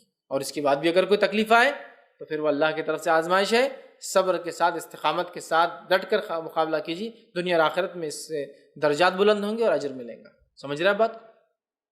یہ بات کو سمجھنے کی ضرورت ہے، یہ بات کو سمجھنے کی ضرورت ہے۔ تو اللہ سے قریب ہونا ہے۔ دنیا میں ہم کام نکالنے کے لیے سب کچھ کرتے ہیں لوگوں سے، اگر ہم چاہتے ہیں کہ ہمارا کام عرش والا کر دے، دنیا کی ساری مصیبت، مشکلیں، پریشانی حل، اور موت کی اور موت کے بعد کی اور آخرت کی وہ تمام چیزیں، تو پھر ہم جو ہے آسمان والے کو راضی کر لیں۔ ہو سکتا دنیا والے ناراض ہو جائے، اس سے کوئی مسئلہ نہیں، لیکن اللہ راضی ہو جائے۔ لیکن ہمارا معاملہ یہ ہے کہ ہم اللہ کو ناراض کرنا چاہتے اور دنیا والوں کو راضی کرنا چاہتے، تو اللہ تعالیٰ بھی پھر انہی کے سامنے ہم کو جھکاتا رہتا ہے۔ تو اللہ کے نیک بندوں کی صفت آ گئی. فرائض کا اہتمام کیجیے، فرائض کے اہتمام نفل میں اضافہ کیجیے. دیکھیے اللہ تعالیٰ کہ ہم دوست بن جاتے ہیں، پھر یاد رکھیے دوست بن جاتے ہیں. ٹھیک ہے، تو اس کی ہم کوشش کریں کہ نوافل کو ہم زیادہ زیادہ کریں. یہ 6 نکات تھے اور اس کے اندر 2 حدیثوں میں 2 فائدے نظر آئے. تو ایسے کل ملا کے 8 سے 9 فائدے ہم نے دیکھے، فضائل دیکھے، جو نفل نماز کی ادائیگی سے درجات کا بلند ہونا، گناہوں کا مٹا دیا جانا ہے نا، گھر میں خیر اور برکت کا آنا، اللہ سے قرب حاصل کر لینا، نبی اکرم صلی اللہ علیہ وسلم کے ساتھ جنت میں جانے کا ذریعہ بننا. ٹھیک ہے، اس کے بعد اس حدیث کے اندر کتنے فائدے آ گئے، کتنے فائدے کہ بندہ نفل کا اضافہ کرتا ہے، اللہ کی محبت آتی ہے اور اس کے بعد اللہ اس کا دوست بن جاتا ہے. جو اس سے دشمنی رکھتا ہے اللہ اس کے خلاف اعلان جنگ کر دیتا ہے. اللہ تعالیٰ وہی سناتا ہے جو اللہ چاہتا ہے، اللہ وہی دکھاتا ہے جو اللہ چاہتا ہے، وہی پکڑتا ہے جو اللہ چاہتا ہے، اس راہ پہ چلتا ہے جہاں اللہ چلانا چاہتا ہے. ہر چیز ہو جاتی ہے. تو ایسے 10 فضائل ان 6 سے 7 حدیث میں ہم نے دیکھے جو نفل نماز کے ہوتے ہیں. ہمیں کوشش کرنا چاہیے، ہم چاہے مرد ہو چاہے عورت ہو، ہم خوب نوافل میں اضافہ کریں، زیادہ سے زیادہ نوافل کو پڑھنے کی کوشش کریں تاکہ اللہ کا قرب حاصل ہو، محبت حاصل ہو. اور یہ اصل ہے، یاد رکھیے، جو اللہ کا قرب حاصل کر لے، محبت حاصل کر لے، اللہ اس سے راضی ہو جائے، بس اس نے تو آخرت میں کامیابی پا لی. یاد رکھیے. ٹھیک ہے، تو لہٰذا نفل نمازوں کے بڑے فوائد ہیں. ہم سب کو چاہیے کہ ہم فرض کے علاوہ نفل کا بھی اہتمام کریں. اللہ تعالیٰ سے آخر میں دعا ہے کہ اللہ سبحانہ تعالیٰ ہم تمام کو فرض نمازوں کے علاوہ نفل کا اہتمام کرنے کی خصوصی توفیق عطا فرمائے، اور ہم تمام کو جو ہے خوب نوافل پڑھنے کی توفیق عطا فرمائے، اور اللہ تعالیٰ ہمیں اس کے ذریعے اپنا قرب، اپنی نزدیکی، اپنی محبت حاصل کرنے کا اسے ذریعہ بنانے کی توفیق عطا فرمائے. جب تک ہمیں زندہ رکھے، اسلام اور ایمان پر زندہ رکھے، خاتمہ ہمارا ایمان پر ہو. وآخر دعوانا ان الحمدللہ رب العالمین. سبحان ربک رب العزت عما یصفون وسلام علی المرسلین والحمد للہ رب العالمین.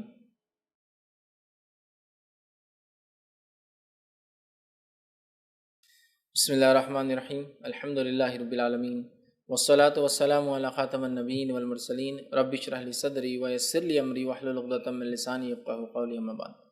جی السلام علیکم فیض. یہ تراویح کی نماز پڑھے بعد یہ تہجد کی نماز کیا نیت سے پڑھی جائیں گی پھر بعد میں؟ اس کے بھائی نے ایک سوال کیا کہ تراویح کی نماز پڑھنے کے بعد کیا وہ تہجد کی نماز پڑھ سکتے ہیں؟ تو دیکھیے، اصل تو یہ ہے کہ رمضان کا مہینہ ہے، آپ چاہ رہے ہوں گے کہ بھائی اضافی عمل کرو، نماز پڑھو، نوافل میں اضافہ کرو. تو جب آپ عشاء کے بعد تراویح پڑھتے ہیں تو اس کو نفل نیت سے آپ پڑھیے، نفل نماز پڑھ رہے ہیں، اور اس کے بعد رات میں آپ جب تہجد کو اٹھے تو تہجد کی نیت سے پڑھے پھر اس کو.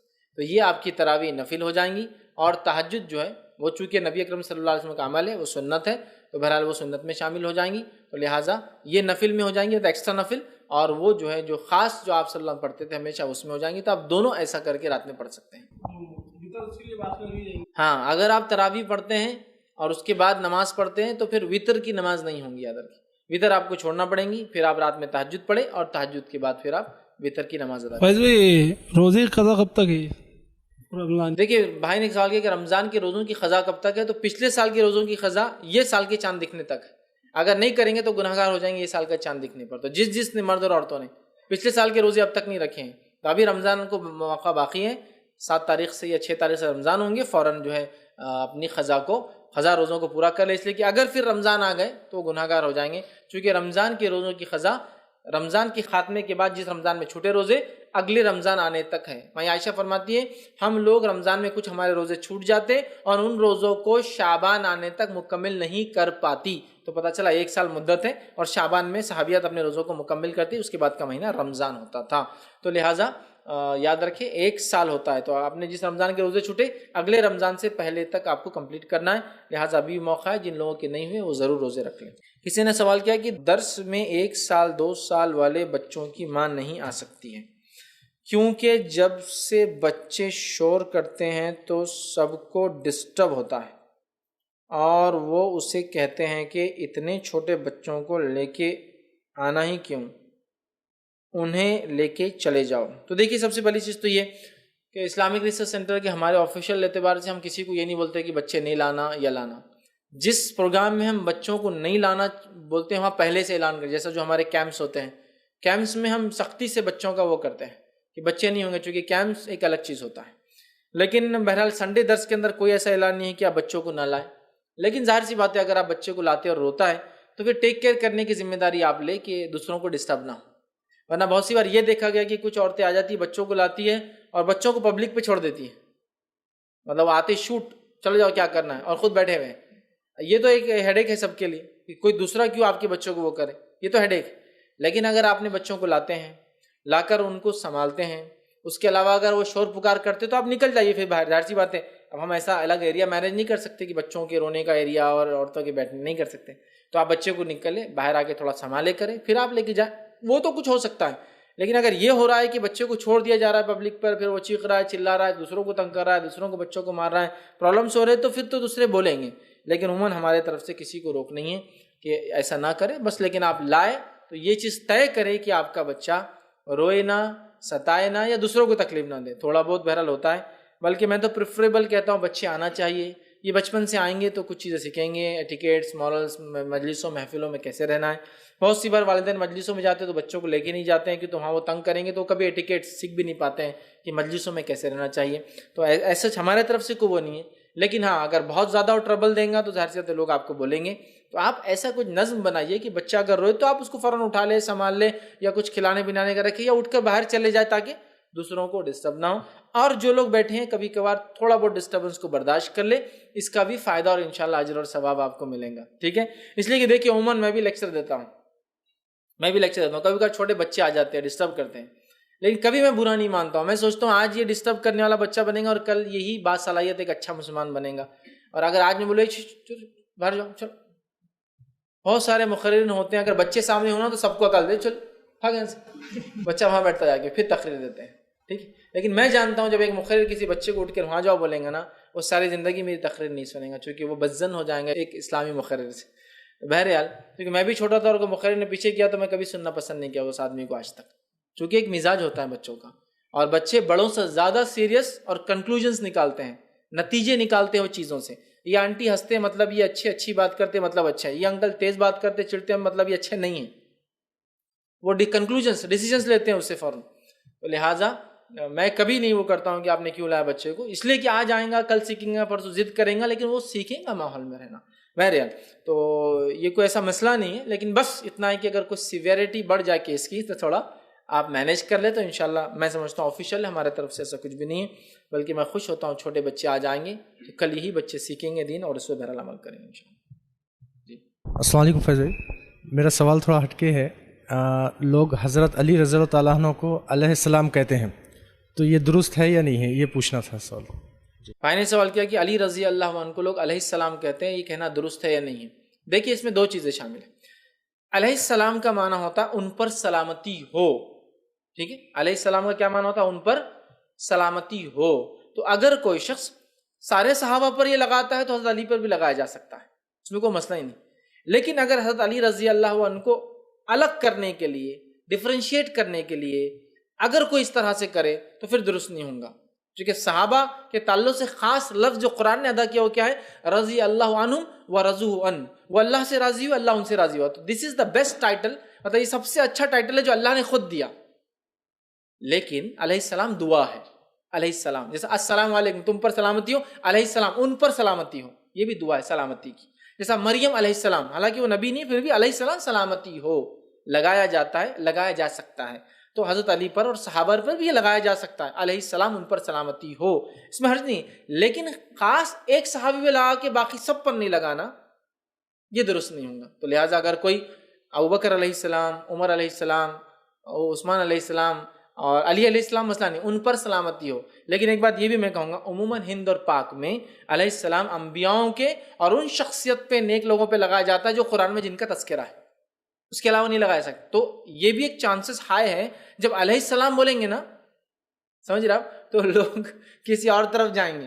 آپ جیسا کہ مثال کے طور پہ دیکھیے رحمت اللہ علیہ، یہ رحمہ اللہ، اللہ ان پر رحم کرے، جو بھی دنیا سے چلے گئے آپ یہ دعا کر سکتے. لیکن ہمارے پاس رحمہ اللہ کس کو لگاتے ہیں؟ رحمت اللہ علیہ خاص شخصیات کو. جیسا کہ عام کسی کو نہیں لگائیں گے. اگر کوئی کہے میرے والد رحمہ اللہ، ولی سے تمہارے والد، پھر کہتا تم رحمہ اللہ یا رحمت اللہ علیہ لگائے. نہیں، صرف ولیوں پہ لگتا ہو.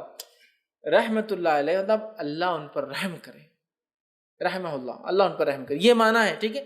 تو انڈیا میں مخصوص ہے رحمہ اللہ ولی، علیہ السلام نبی اور قرآنی شخصیات. تو اسی لیے میں کہہ رہا ہوں احتیاط کا پہلو یہ ہے کہ وہ ٹائٹل ہی آپ دے جو ٹائٹل اللہ رب العزت نے قرآن میں دیا جن سے اللہ. لیکن اگر کوئی کہیں علیہ السلام میں مسئلہ کیا ہے بھائی، مسئلہ کیا ہے؟ سمجھ رہے ہیں بات کو؟ مسئلہ کیا ہے؟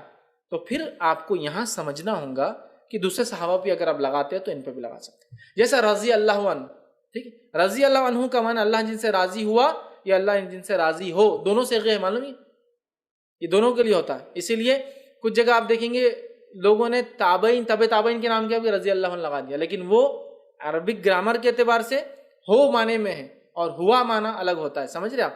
لیکن پھر بھی انڈیا میں آپ لگائیں گے تو بہت بڑا خطرہ ہے کسی غیر صحابی کو. سمجھ رہے؟ تو بہرحال یہ چیز کو بھی آپ کو سمجھنا چاہیے. ایز اے میننگ لفظ کا علیہ السلام، ان پر سلامتی ہو لگ سکتا ہے. ہم دعا دے رہے ہیں ان پر سلامتی ہو، لہٰذا خاص نہ کرتے. اگر عام کر رہے ہیں صحابہ کو تو ٹھیک ہے، لیکن صحابہ کو چونکہ اللہ نے خود ٹائٹل دیا، میں سمجھتا ہوں وہ دینا زیادہ بہتر ہے بنسبت اپنے کوئی ٹائٹل یا نام دینے سے. انشاءاللہ کسی نے سوال کیا، میری 1 سال کی بیٹی ہے، اللہ کی جگہ، یہ مطلب وہ بچی ہے، اللہ پورا نہیں بول پاتی صحیح، کچھ اور اس کی جگہ انہوں نے لفظ لکھا، وعدہ کرتی ہے، الفاظ نکالتی ہے، اس کا کوئی گناہ تو نہیں ہے؟ کوئی گناہ نہیں. یاد رکھیے اگر آپ اپنے بچوں کو اللہ بولنا سکھاتے ہیں اور وہ اللہ نہیں بول پاتے، جس کی وجہ سے وہ کچھ اور اپنی توتلی زبان میں یا پھر الفاظ کو نہ سمجھنے کی وجہ سے ادا کرتے ہیں، انشاءاللہ عزیز آپ کو کوئی گناہ نہیں ملیں گا، بلکہ اللہ تعالیٰ آپ کو اجر دیں گا کہ آپ اپنے چھوٹے بچوں کو جو یہ بولنا سیکھ رہے ہیں ان کو اللہ کا ذکر، اللہ کا نام سکھا رہے ہیں. لیکن اللہ میں نے دیکھا عموماً بچے بہت فلوئنٹلی بہت اچھے سے بول لیتے ہیں، بہت آسانی سے چھوٹے چھوٹے، لیکن آپ کی بچی اگر پھر بھی کوئی گڑبڑ کر رہی ہے، نقص آ رہا ہے، کلیئر ادا نہیں ہو رہا، اللہ نہیں بول رہی ہے، کچھ اور بول رہی ہے، مطلب بولنا اللہ ہی ہے لیکن وہ ہوتا ہے زبان، تو بہرحال انشاءاللہ عزیز کا آپ پہ کوئی گناہ نہیں ہے. بچے آپ دیکھیے نا کچھ بھی پڑھتے ہیں، شروعات بسم اللہ آپ سکھائیے، کچھ اور ہی پڑھتے ہیں، لیکن وہ بسم اللہ ہی پڑھتے ہیں، ان کے زبان ساتھ نہیں دیتی ہے ان کا، ٹھیک ہے. تو لہٰذا آپ کو اجر ملے گا اس کا الٹا کہ آپ نے بچوں کو سکھایا، اور انشاءاللہ اس کوئی گناہ نہیں. لیکن میں جانتا ہوں لوگوں کا بڑا مسئلہ ہے، ٹھیک ہے، لوگوں کا بڑا مسئلہ ہے. جیسا کہ ایک صاحب ایک مرتبہ ایک جگہ کھڑے تھے، وہاں کچرا تھا، وہاں سے ہٹ کے ایک صاحب کا نام لیا. تو میں نے کہا آپ وہاں سے ہٹ کر کیوں نام لیا؟ پھر ان کا نام محمد ہے نا. تو بولے میں کچرے پہ کھڑ رہے کہ نہیں لے سکتا بولے. تو میں نے کہا آپ اللہ کے رسول صلی اللہ علیہ وسلم کا نام نہیں لے رہے ہیں، وہ بچہ محمد اس کا نام لے رہے ہیں، ٹھیک ہے. تو کچرے پہ سے ہٹ کے، ٹھیک ہے، پھر اس کو محمد پکار رہے ہیں، نہیں بولے وہ گناہ ہو جاتا ہے نا، ٹھیک ہے. تو یہ سب ایسا نہیں ہوتا. یاد رکھیے یہ مطلب احترام ہے، لیکن ایسا احترام کہ میں نے تو ایک صاحب کو دیکھا کہ ایک صاحب کا نام تھا محمد فلاں فلاں، تو سرنیم کے ساتھ تو محمد پہ صلی اللہ علیہ وسلم لکھ دیا انہوں نے. ارے یہ وہ محمد تھوڑی ہے، ٹھیک ہے. بہرحال سمجھنے کی ضرورت ہے. تو ایسا کوئی مسئلہ نہیں ہے، آپ کا بچہ اللہ کو برابر بھی ادا نہ کرے، چھوٹا ہے چونکہ، کوئی مسئلہ نہیں، انشاءاللہ آپ کو اجر اللہ تعالیٰ سکھانے کا دیں گے ضرور. جی السلام علیکم. حضرت علی کا نام اللہ کا نام بولتے، یا علی بولنا شرک ہے یا نہیں؟ دیکھیے سب سے بڑی بھائی نے سوال کیا حضرت علی کا نام یا علی بولتے ہیں تو اس معاملے میں کیا ہے؟ علی اللہ کی صفت ہے، ٹھیک ہے. جیسے کہ آپ دیکھیں گے قدیم علماء میں بہت سارے عبد العلی ہیں، لیکن چونکہ ہمارے پاس شیعہ اور سنیوں کا بڑا مسئلہ ہے، لہٰذا عبد العلی نام سنیوں میں آپ کو نہیں ملے گا کبھی. علی اللہ کی صفت ہے، یاد رکھیے، تو لہٰذا عبد لگا. جیسا کہ قوی اللہ کی صفت ہے تو اب عبد القوی، وسیع اللہ کی صفت ہے، ذاتی نام نہیں صفت ہے، تو عبد الواسع ہو سکتا ہے. لیکن علی بھی اللہ کی ایک صفت ہے، مدد کرنے والا، ٹھیک ہے، تو اس کو عبد لگایا جا سکتا ہے. یہ رہا ایک مسئلہ. لیکن عموماً لوگوں کا ہمارے پاس چونکہ جو ماحول رہا، صوفیت کا جو غلبہ رہا، ٹھیک ہے، اور ساری چیزیں، اور شیعوں کا جو عقیدہ اللہ تعالیٰ کے تعلق سے کہ علی ہی اللہ ہے، ایسا پورے شیعوں کا نہیں ہے، شیعوں کا ایک حصہ ہے، ایک فرقہ ہے، جیسے خاص طور سے شام میں جو پائے جاتے ہیں، وہ یہ کہتے ہیں کہ علی رضی اللہ عنہ اوتار تھے، مطلب شکل لے کر آئے تھے محمد صلی اللہ علیہ وسلم کی حفاظت کے لیے. سمجھ رہے آپ؟ تو وہ عبد العلی یا عبد علی جب بولیں گے تو اس سے مراد یہ ہے کہ علی اللہ کا بندہ نہیں، علی رضی اللہ عنہ سے مراد. سمجھ رہے آپ؟ تو لہٰذا عمومی اعتبار سے سنی اوائڈ کرتے ہیں، ہمارے پاس جو سنی حضرات ہیں وہ نہیں لگاتے ہیں، اس وجہ سے کہ جب آپ عبد العلی بولیں گے تو کوئی بھی آپ کو سنی نہیں سمجھیں گا. ہر آدمی ارے آپ شیعہ ہے، سمجھ رہے آپ بات کو؟ تو اس بات کو ہم سمجھیں. لیکن علی یہ اللہ کی صفت ہے، تو اگر کوئی یا علی اللہ کو آواز دے رہا ہے جائز ہے، لیکن کوئی یا علی رضی اللہ عنہ کی طرف اشارہ کر رہا ہے تو وہ شرک کر رہا ہے. سمجھ رہے بات کو؟ آپ سمجھیں. دوسرا، کچھ ماحول ایسے ہوتے ہیں جن ماحول میں کچھ چیزیں ادا نہ کرنا وہ ہمارے لیے بہتر ہوتی ہے، ورنہ ہم بھی ان میں شامل ہو جاتے ہیں. یہ بہت ساری بار ہوتا ہے. جیسے مثال کے طور پر ایک مثال دیتا ہوں. میں جس اسکول سے پڑھا وہ اسکول شیعوں کا تھا، ٹھیک ہے، بہری لوگ تھے، شیعوں کی قسم. تو میرا نام تھا، میرا آفیشیل نیم ہے فیض علی سید، ولدیت ہے اعظم علی سید. تو وہاں اتنا احترام تھا میرا، میں اسپیشل کیس تھا، سمجھ رہے آپ. تو میں کیا کیا پھر بعد میں نام سے جو ہے اپنے بچوں کے علی نکال دیا. اس کی وجہ کیا ہے؟ اصل میرے والد کا نام ہے اعظم اور دادا کا نام ہے علی، تو ان کی ولدیت ہوتی اعظم علی سید، اعظم بن علی، ٹھیک ہے، السید. اب ہوا یہ کہ جب میں داخلے کے لیے وہاں گئے تو انہوں نے لکھا اعظم علی سید، تو بچے کا نام فیض علی سید. علی میرے دادا کا نام ہے نا، مطلب ہمارے نام میں نہیں ہو، صرف سید آتا ہے. تو وہ لگ گیا، تو میں نے اپنے بچوں سے نکال دیا. چونکہ کیا ہو رہا تھا سمجھ رہے آپ، اگر کسی کا فیملی نیم ہے تو رہنے دیجیے، میں وہ نہیں کہہ رہا ہوں، لیکن تھا بھی نہیں نام، لگ گیا اس کے ساتھ. پھر وہ لوگ وہ ہوتا. پھر میں ایک کام کے طور سے میں کچھ زمانہ حیدرآباد میں رہا، تو حیدرآباد میں جہاں جاتا وہاں ایک عجیب عزت ملتی. اچھا فیض علی سید والے تو وہ ایک دم مطلب اکثریت، چونکہ بہت کثرت سے شیعہ لوگ پائے جاتے ہیں، ٹھیک ہے، وہ سارا. تو مجھے ایک جگہ ایڈمیشن ہو گیا انسٹیٹیوٹ میں، وہ اسماعیلیوں کا تھا، شیعوں کی ایک اور برانچ. وہ مجھے ایڈمیشن میں ہاف ڈسکاؤنٹ کسی کو نہیں دیا، میں پریشان. تو مجھے ایک دن بولنے لگا شیعوں میں کہاں ملتے ہیں؟ بولے آپ جیسے دیندار لوگ. داڑھی واڑی تھی نا مجھے. شیعہ لوگ عموماً داڑھی نہیں رکھتے ہیں، مطلب ان کے لیڈر رکھتے ہیں، لیکن عام لوگ کہاں رکھتے ہیں شیعہ؟ بولے کہاں ملتے ہیں؟ بولے ایسے شیعہ تو آپ ڈسکاؤنٹ. مطلب میں شیعہ نہیں ہوں، فل ڈسکاؤنٹ آپ واپس لے لیجیے میرا. لیکن بعد میں نہیں لیا انہوں نے، اسماعیلی تھے وہ، ٹھیک ہے. تو بولے کہاں ملتے ہیں لوگ ایسے. تو نام سے لوگ کیا کر رہے ہیں سمجھ رہے آپ، سید اور علی، مطلب یہ اس طرح ایسا ہوتا ہے عموماً. تو پھر میں وہاں اوائڈ کرتا اپنا نام علی بولنے کے لیے، حالانکہ آفیشیل نیم میں ہے ابھی بھی فیض سید، اتنا کافی ہو جاتا. تو یہ ڈیپینڈ ہے ماحول پہ. تو اب سمجھو میں یا علی پکارتا ہوں اللہ تعالیٰ کو مدد کے لیے، لیکن میں جانتا ہوں میں ایک ایسی جگہ ہوں جہاں لوگ حضرت علی کو پکارتے ہیں یا علی، تو پھر وہاں میں نہیں پکارنا چاہیے. کیوں؟ تو پھر یہ ہوگا کہ میں اور وہ ایک جیسے ہو جائیں گے. ایسا ایک اور مثال، کالا کپڑا پہننے میں کوئی حرج نہیں ہے، میں نے ابھی پہنا ہوں، کبھی میں فل بلیک ڈریس پہنتا ہوں، کوئی حرج نہیں. لیکن اگر ایک مخصوص دن جب سب لوگ کالے کپڑے پہنتے بتانے کے لیے کوئی ایک چیز، تو تب اس دن میں اوائڈ کروں گا، اس لیے کہ پھر کیا ہو جائے گا، میں بھی ان میں کاؤنٹ ہو جاؤں گا. آپ سمجھے میں جو بولنا چاہ رہا ہوں؟ کوئی بولے کالا کپڑا حرام ہے کہ نہیں؟ بالکل نہیں. کیا کوئی دن کالا کپڑا پہننے سے اچھا اور برا ہوتا؟ بالکل نہیں. لیکن جب ایک ایسا ماحول اور سماج ہو جہاں ایک مخصوص دن یا مخصوص ایام میں لوگ کالے کپڑے پہنتے ہیں، اور اگر میں بھی پہنوں تو پھر میں ان جیسا نظر آتا ہوں، جبکہ میں ہوں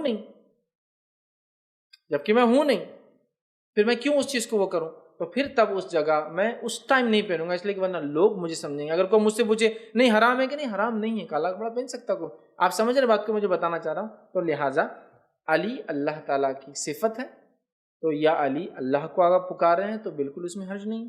لیکن عموماً جو ہند پاک میں صوفیت کا جو غلبہ رہا، مطلب علی کے بندے لوگ بولتے ہیں، علی کا ملنگ بولتے اپنے آپ کو، اور علی داتا ہے، علی سب کچھ ہے، اور کیا کیا اس کے پیچھے عقیدے نہیں. پھر اس سماج میں اگر میں بھی اس جیسا وہ کروں تو سمجھ رہے نا بہت ساری مشکل ہوتی ہے. اور میرے سامنے کے ساتھ تو ایک واقعہ بھی ہو گیا، وہ یہ کہ میرا نام فیض علی سید، ٹھیک ہے، اور میرے موبائل نمبر میں آخری میں 52 بھی ہے، 9822227752. آپ کو معلوم 52 اصل تو بحریوں کے جو یہ ابھی گزرے امام وہ 52 نمبر کے 52. تو میرا موبائل نمبر ہی 52، نام کے اندر بھی سمجھ رہے نا اتنی ساری ہے. لیکن وہ اتنا پرانا نمبر تھا میں چینج نہیں کر پایا، لیکن اب 53 ہو گیا، انتقال ہو گیا نا 52 والوں کا. تو 53 کا بہت ڈیمانڈ آ گیا ان کی گاڑیوں میں. دیکھیں بحریوں 53 اب لیتے ہیں، پہلے 52 لیتے، بڑا لکھا 52، سمجھ رہا. تو یہ سمجھ رہے آپ ایسے واقعات سمجھو یہ حالت ہو گئے. میں اوائڈ کرنا چاہ رہا ہوں چونکہ لوگ ویسے ہی سمجھتے ہیں پھر، ٹھیک ہے. تو بہرحال تو ایسی جگہوں پہ آپ کیا کیجیے، ایسی چیزوں کو اوائڈ کیجیے، ورنہ پھر کیا ہوتا ہے کہ اس سے لوگ آپ کو وہ سمجھتے ہیں جب کیا وہ ہے نہیں، ٹھیک ہے. تو یہ پرابلم. ورنہ علی اللہ کی صفتی نام ہے، آپ یا علی بول سکتے ہیں. لیکن جب معاملہ ایسا آ جائے کہ جہاں لوگ یا علی حضرت علی کو پکارتے ہیں تب اوائڈ کرنا یہ بہرحال آپ کے لیے بہتر ہے. ایک علمی بحث ہے اور ایک عوام میں جو چلتا ہے وہ دونوں چیزیں. کسی نے ایک سوال کیا ہے کہ تسبیح صرف سیدھے ہاتھ کی انگلیوں سے ہی کرنا ہے یا دونوں ہاتھوں کی انگلیوں پر کر سکتے ہیں؟ تو دیکھیے تسبیح کے تعلق سے جو آتا ہے، نبی اکرم صلی اللہ علیہ وسلم تسبیح پڑھتے ہیں تو اپنے سیدھے ہاتھ کی انگلیوں پر کاؤنٹ کرتے یہ پور پر. الٹے ہاتھ کے تعلق سے کوئی دلیل یا روایت نہیں ملتی سوائے کچھ ضعیف روایتوں کے، ٹھیک ہے. تو تسبیح آپ سیدھے ہاتھ کی انگلیوں پر کاؤنٹ کرتے نبی اکرم صلی اللہ علیہ وسلم. تو میں بھی کہوں گا کہ الٹا ہاتھ چونکہ روایت ضعیف ہے اوائڈ کرنا بیٹر ہے، اور صرف سیدھے ہاتھ کے اوپر گنے. میکسیمم تسبیح آپ کی 100 ہے، 33 والی ہے نا، تو میں سمجھتا ہوں 100 والی بھی آپ 12 ہوتے آپ کی انگلیوں میں، آپ کو صرف یہاں تک گننا ہے، 9 10 11 11 کے 3 ہو گئے مطلب 33 ہو گئے، پھر 11 کے 3 ہوئے 33 کافی ہے.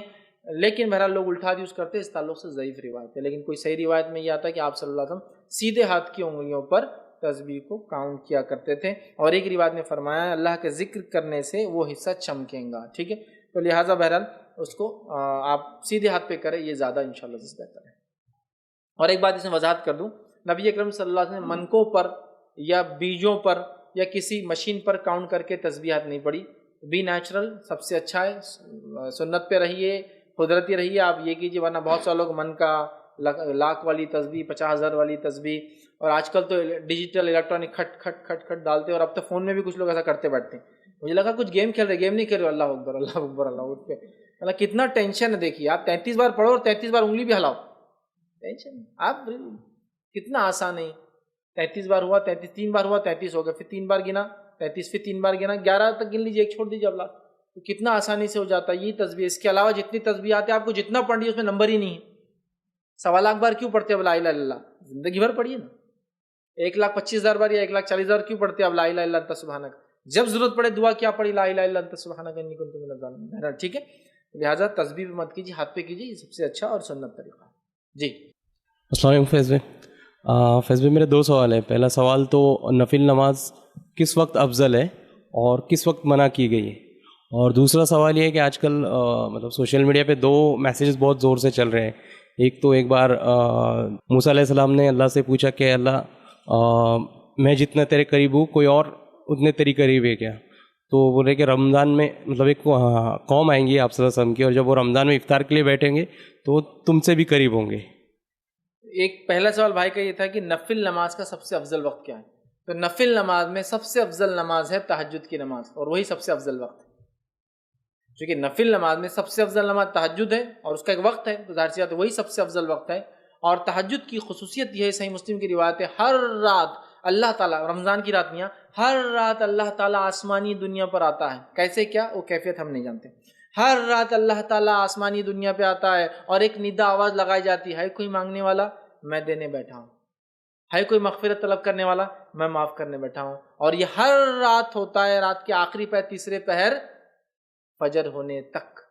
مطلب وہ بالکل سحر کا وقت ہے اور وہی تہجد کا وقت ہے. اور نبی اکرم صلی اللہ علیہ وسلم نے اس وقت میں تہجد پڑھنا پسند کیا. وہ تیسرا پہر رات کا لاسٹ اینڈ پارٹ جس میں ہم سحر کرتے جنرلی رمضان کے اندر، وہ سب سے افضل وقت ہے اور وہ نماز نفل سب سے افضل ہے. تو تہجد پڑھیے اور تہجد کے وقت پڑھیے، یہ سب سے افضل، مطلب رات کا تیسرا پہر، آخری پہر، تہجد کی نماز نفل نماز میں سب سے افضل عمل ہے اور یہ بہت عمدہ عمل ہے. اور یہ اللہ سب سے قریب ہوتا ہے بندے کے. دعائیں مانگے اور ندا آواز لگائی جاتی، کوئی ہے مانگنے والا میں دینے بیٹھا ہوں، کوئی ہے مغفرت طلب کرنے والا میں معاف کرنے بیٹھا ہوں. دوسرا بھائی کا سوال تھا کہ موسیٰ علیہ السلام کے تعلق سے ایک سوال آتا ہے کہ موسیٰ علیہ السلام نے اللہ سے سوال کیا، اے اللہ مجھ سے قریب کوئی ہے کیا؟ تو اللہ تعالیٰ نے فرمایا ایک قوم آئیں گی. دیکھیے ایسی کوئی روایت میرے علم میں نہیں ہے. لوگ بہت ساری باتیں رمضان، روزے، مہینے، ربیع الاول اور یہ ایسے مہینوں کی بنا لیتے ہیں جس کی کوئی بنیاد نہیں ہوتی. جیسا مثال کے طور پر جو شخص ربیع الاول کے آنے سے پہلے ربیع الاول کے آنے کی مطلب مہینے کی مبارکباد دیں گا اس پہ جہنم حرام. ایسی کوئی حدیث نہیں، کوئی حدیث. اسی طرح یہ جو آپ نے کہا موسیٰ علیہ السلام نے کہا کہ وہ موسیٰ علیہ السلام سے بھی قریب ہوں گی، یہ محال ہے ہمارے لیے سوچنا، اس لیے کہ یہ تو ہمارا عقیدہ ہے کہ سارے نیک انسان مل کر بھی ایک نبی کی برابری نہیں کر سکتے. سارے نیک انسان دنیا کے مل کے بھی ایک نبی کی برابر نہیں ہو سکتے، ایک نبی کے. موسیٰ علیہ السلام نبیوں میں اور اعلیٰ مقام ہے، برگزیدہ اولو العزم پیغمبر ہے. نوح علیہ السلام، ابراہیم علیہ السلام، موسیٰ علیہ السلام، عیسیٰ علیہ السلام، محمد صلی اللہ علیہ وسلم، برگزیدہ اولو العزم پیغمبر. موسیٰ علیہ السلام کا مقام حاصل کرنا عام بات نہیں، سوال ہی نہیں آتا. لہٰذا اس کی جو بات اس میں بتائی جائے نا، وہ کنٹینٹ خود بتا رہا ہے کہ ایک نبی کو کہنا کہ ڈیروگیٹری مطلب ان کے بارے میں ہلکی بات کہی جا رہی ہے. یہ نہیں ہو سکتا. کوئی نبی کے تعلق سے یاد رکھے، پورے نیک انسان مل بھی جاتے ایک نبی کا مقابلہ نہیں کر سکتے. تو کیسے کوئی امت آئیں گی جو روزہ رکھیں گی تو نبی سے بھی زیادہ قریب اللہ سے ہو جائیں؟ کیسے ہوگا؟ نہیں ہو سکتا. بہرحال تو الفاظ بھی ٹھیک نہیں ہیں اور ایسی کوئی روایت میں نے آج تک نہیں پڑھی کہ ایسی کوئی بھی حدیث ہے کوئی روایت. حافظ بھائی اور ایک سوال ہے. ایک بار جبرائیل علیہ السلام نے اللہ سے کہا کہ میں آپ کی عبادت کرنا چاہتا ہوں، میسج یہ بھی، اور انہوں نے 2 رکعت نماز پڑھی. تو 2 رکعت ایسی تھی وہ کہ کچھ میسج میں آتا ہے کہ 10,000 سال تک پڑھے انہوں نے، موسیٰ علیہ السلام، جبرائیل علیہ السلام، اور کچھ میسج میں آتا ہے کہ 40,000 سال تک 2 رکعت پڑھے.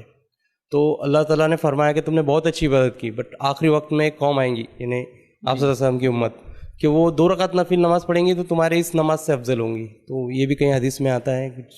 بھائی نے ایک اور سوال کیا کہ ایک اور میسج انہوں نے پڑھا ہے کہ جبرائیل علیہ الصلوۃ والسلام نے اللہ سے قربت کے لیے عمل کے لیے پوچھا تو اللہ نے کہا کہ 2 رکعت نماز پڑھو. انہوں نے پڑھی کتنے ہزاروں سال تک. اس کے بعد اللہ نے فرمایا ایک قوم آئیں گی جو 2 رکعت نفل پڑھیں گی تم سے افضل ہوں گا. ایسی بھی کوئی روایت میں نے آج تک نہیں پڑھی کہ جبرائیل علیہ السلام کے تعلق سے خاص. ہاں فرشتوں کا ایک معمول ہے، کچھ سجود میں ہے تو قیامت تک سجدہ ہی کریں گے، کچھ رکوع میں ہے تو قیامت تک رکوع کریں گے. لیکن کیا ان کا سجدہ، ان کے رکوع، ان کی عبادت سے ہماری عبادت افضل ہوں گی یا یہ ہوں گی، اس طرح کا کمپیریزن والی کوئی روایت میں نے نہیں پڑھی کہ خاص تو جبرائیل علیہ السلام 40,000 سال نماز پڑھے تو امت محمد یا 2 پڑھے تو اس سے افضل ہو جائیں گے. واللہ عالم میں نے ایسی کوئی روایت کوئی صحیح سند سے نہیں پڑھی کہ اس طرح کا کوئی کمپیریزن کبھی جبرائیل علیہ السلام سے امت مسلموں کا کیا گیا. واللہ عالم. کسی نے ایک سوال کیا کہ میں 2 سال سے میڈیکل انٹرنس CET دے رہی ہوں، کلاسز میں بھی میں ٹاپ آتی ہوں اور پیپر بھی میرے بہت اچھے جاتے ہیں، اور میرے والد کو اور مجھے اتنی امید بڑھ جاتی ہے کہ میرا اس بار نمبر لگ ہی جائے گا. پچھلے سال میرے والد سب کو میرے کامیابی کے لیے سب کو دعوت دینے کا بھی انتظام کر لیا تھا، صرف رزلٹ کا انتظار تھا. نماز کی پابندی کرتی ہوں، اللہ سے دعا کرتی ہوں، لیکن اب دوبارہ مجھے ڈر لگ رہا ہے کہ میرا رزلٹ کیا ہوگا اور میرے والد کی امیدوں کا کیا ہوگا. پلیز آپ مشورہ دیں. انہوں نے سوال کیا کہ انہوں نے میڈیکل CET دیا، میڈیکل انٹرنس دے رہی ہوں، مطلب 2 سال سے دے رہے ہیں، کلاسز بھی کی، ٹاپر بھی آیا، سب آیا، پھر ان کے والد نے ایک بار نمبر لگ جائیں گا ایسے امید سے دعوت کا بھی انتظام کر لیا، لیکن نمبر نہیں لگا، پھر نماز وغیرہ سب کرے، اب کیا کریں؟ دیکھیے سب سے پہلی چیز، جب آپ اللہ تعالیٰ کو اپنا رب مانتے ہیں اور اسی کو اپنا کارساز مانتے ہیں اور یہ مانتے ہیں کہ میرا رب میرے لیے سب سے خیر اور سب سے اچھے راستے نکالیں گا، تو میں سمجھتا ہوں آپ کا وہ CET میں پاس نہ ہونا، کامیاب نہ ہونا ہی آپ کے لیے سب سے اچھی چیز تھی. یہ بڑا ہمارے پاس مسئلہ ہے. کامیابی ہر بار یہ نہیں ہوتی کہ سب سے اچھی چیز یا جو چیز میں چاہتا ہوں وہ مجھے حاصل ہو تو ہی میں کامیاب ہوں. کامیابی وہ ہے کہ میں نے ایک چیز سوچی لیکن میرے رب نے مجھے اس چیز پہ چلایا جو یقیناً میرے لیے حقیقی کامیابی تھی. آپ سمجھ رہے اس بات کو؟ یہ بڑی اہم بات ہے. زندگی کے ایسے کئی ڈیسیجنس ہیں جن ڈیسیجنس کو جب میں سوچتا ہوں پچھلے جب میں تھا اس حال میں تو میرے لیے وہ بہت برے ڈیسیجنس تھے. مطلب مجھے ایسا لگ رہا تھا یہ صحیح نہیں ہوا. ایک تو علم کی کمی ہوتی ہے، کوئی گائیڈنس نہیں دینے والا تو بچے ایسے سوچتے ہیں یہ صحیح نہیں ہوا، لیکن اس کے بعد جب اب پلٹ کے دیکھتا ہوں سارے حالت پہ تو وہ سب سے صحیح تھا جو میرے ساتھ ہوا. سمجھ رہے بات کو؟ وہ سب سے صحیح تھا جو میرے ساتھ ہوا، ورنہ اگر وہ نہیں ہوتا تو شاید سمجھ رہا پھر وہ کچھ اور نتیجہ. تو ہم انسان بہت شارٹ سائٹڈ ہوتے ہیں، بہت نزدیک کا دیکھتے ہیں. جب آپ نمازی ہیں، سب کچھ کر رہے ہیں، اللہ پر توکل کر رہے ہیں اور سب کچھ اچھا ہونے کے بعد بھی آپ کا نمبر نہیں لگنا، this is something good for you. میں کہوں گا یہ آپ کے لیے اچھا ہے، تبھی تو اللہ تعالیٰ آپ کے لیے چوز کرا، اس لیے کہ ہو سکتا ہے کوئی چیز کو ہم خیر سمجھے لیکن ہمارے لیے شر، اور کوئی چیز کو ہم اپنے لیے شر سمجھے ہمارے لیے خیر ہو. اس کی ایک مثال دیتا ہوں. ایک واقعہ تھا مصر کا کہ ایک صاحب ٹیچر تھے سعودی عرب میں، جاب کے لیے وہاں تھے، اپنے شہر سے نکلے، قائرو کے اندر فلائٹ لینا تھی، سعودی عرب پہنچنا تھا اور مطلب جاب پر پہنچنا بہت ضروری تھا. وہ نکلے اور ٹریفک میں پھنس گئے. جب پہنچے تو فلائٹ جا چکی تھی. اتنے غمزدہ، غمگین کی دنیا میں اس سے بڑا غمزدہ کوئی نہیں. ایک دم منہ لٹکا ہوا، پریشان. کار میں بیٹھے واپس. جب واپس گھر آ رہے تھے، گھر ابھی پہنچے بھی نہیں تھے تو ریڈیو پہ، چونکہ ریڈیو کامنلی ٹیکسیز میں ہوتا ہے، ریڈیو پہ خبر آئی کہ وہ فلائٹ جو قاہرہ سے نکل کے جدہ جا رہی تھی وہ سمندر میں کریش ہو گئی اور کرو کے ساتھ سارے لوگ مارے، مطلب سبھی مر گئے. ابھی دنیا کا سب سے خوش نصیب آدمی. 1 گھنٹہ پہلے ایئرپورٹ پہ سب سے بد نصیب، پاسپورٹ پہ ویزا اسٹیمپنگ نہیں ہوئی، کیا سب ٹکٹ ویسٹ، جاب چلی گئی نا سمجھو ایک طرح سے. اگر ایگزامس وغیرہ ہوں گے جاب تو گئی اس کی. اور ابھی دنیا کا سب سے خوش نصیب. ایک ہی واقعہ ہے، 2 پہلو. یہ کیسا ہوگا بھائی؟ ابھی تو سب سے بد نصیب سبھی خوش. یہی ہوتا ہے، کبھی نتیجہ جلدی دکھتا ہے اور کبھی نتیجہ آخر سے دکھتا ہے. لیکن یہی تقدیر ہے، یاد رکھیے، اس کو آپ کو ماننا چاہیے.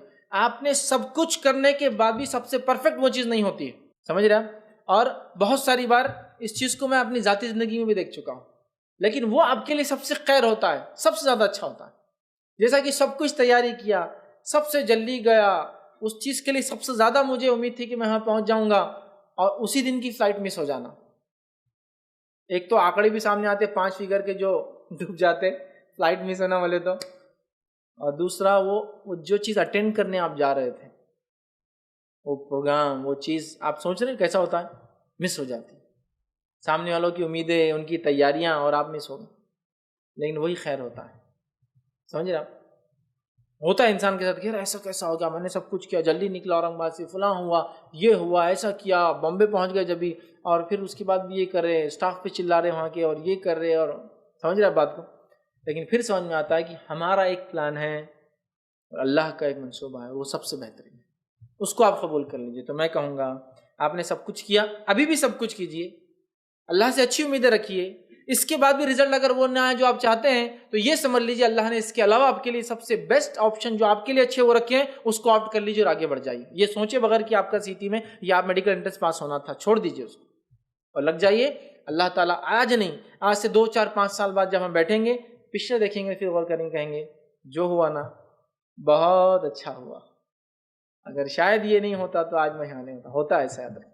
یہ کب ہوتا ہے؟ ایک وقت جانے کے بعد, ایک وقت جانے کے بعد اس چیز کو سمجھنا, اور خاص طور اسٹوڈنٹس کے لیے بہت ضروری ہے. جب میں 10th میں تھا, میرا پرسنٹیج آیا تھا 56.28, 56.28.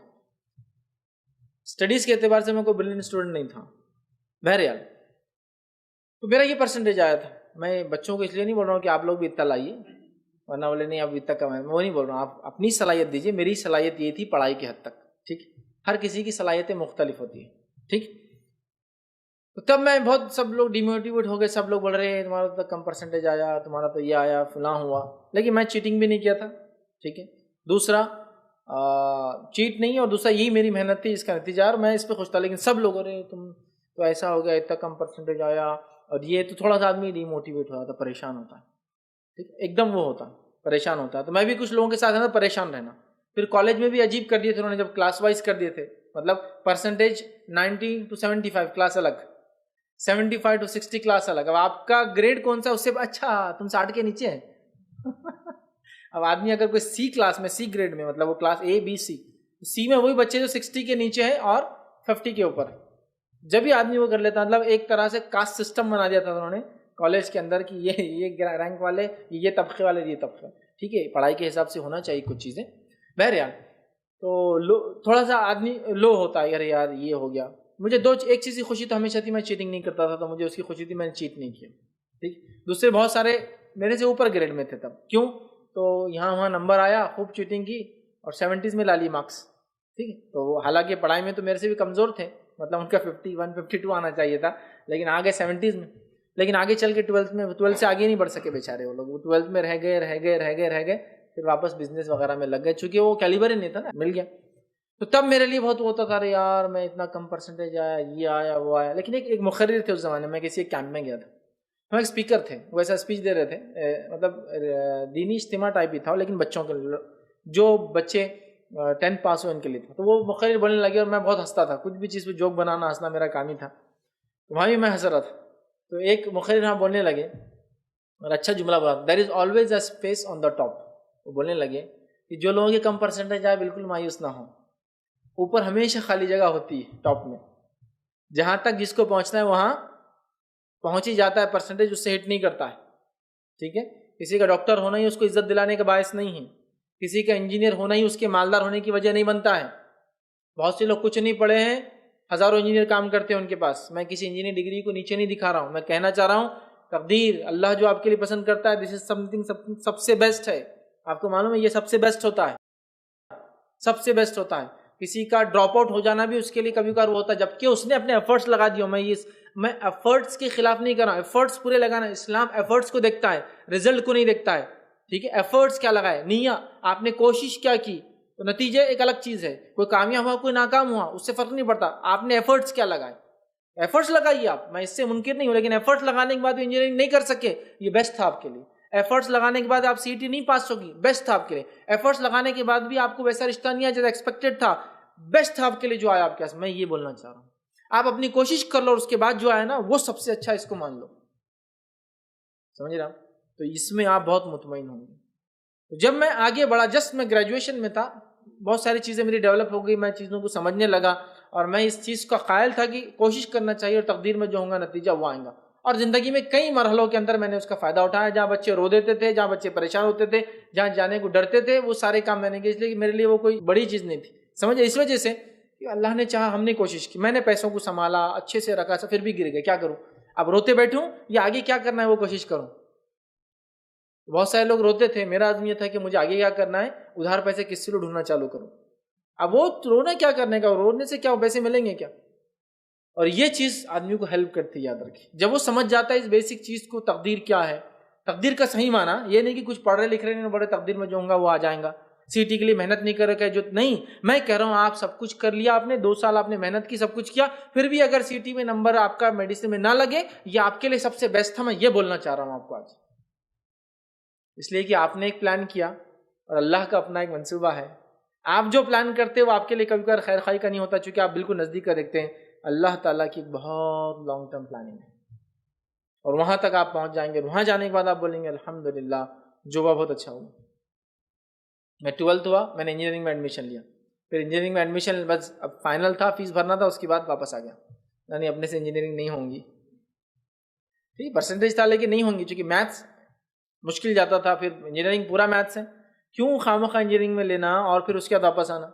ٹھیک ہے, میں واپس آیا, 40,000 روپیز فیس تھی. والد صاحب کو بولا میں انجینئرنگ میں ایڈمیشن لے رہا ہوں, میں آزاد کالج کے اندر جو ہے BSc میں ایڈمیشن لے رہا ہوں, اور BSc کی فیس ہے 2250 روپئے.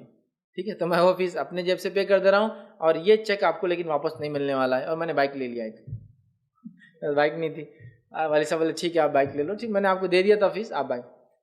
اب اس ٹائم میں جو میرے ساتھ لوگ تھے, رہے آپ کے پاس تو پیسہ تھا, آپ کے والد صاحب پیسہ دے رہے تھے, سب کر رہے تھے, یہ کر رہے تھے, آپ وہاں کیوں گئے. میں نے کہا پریکٹیکلی میں نہیں کر پاؤں گا,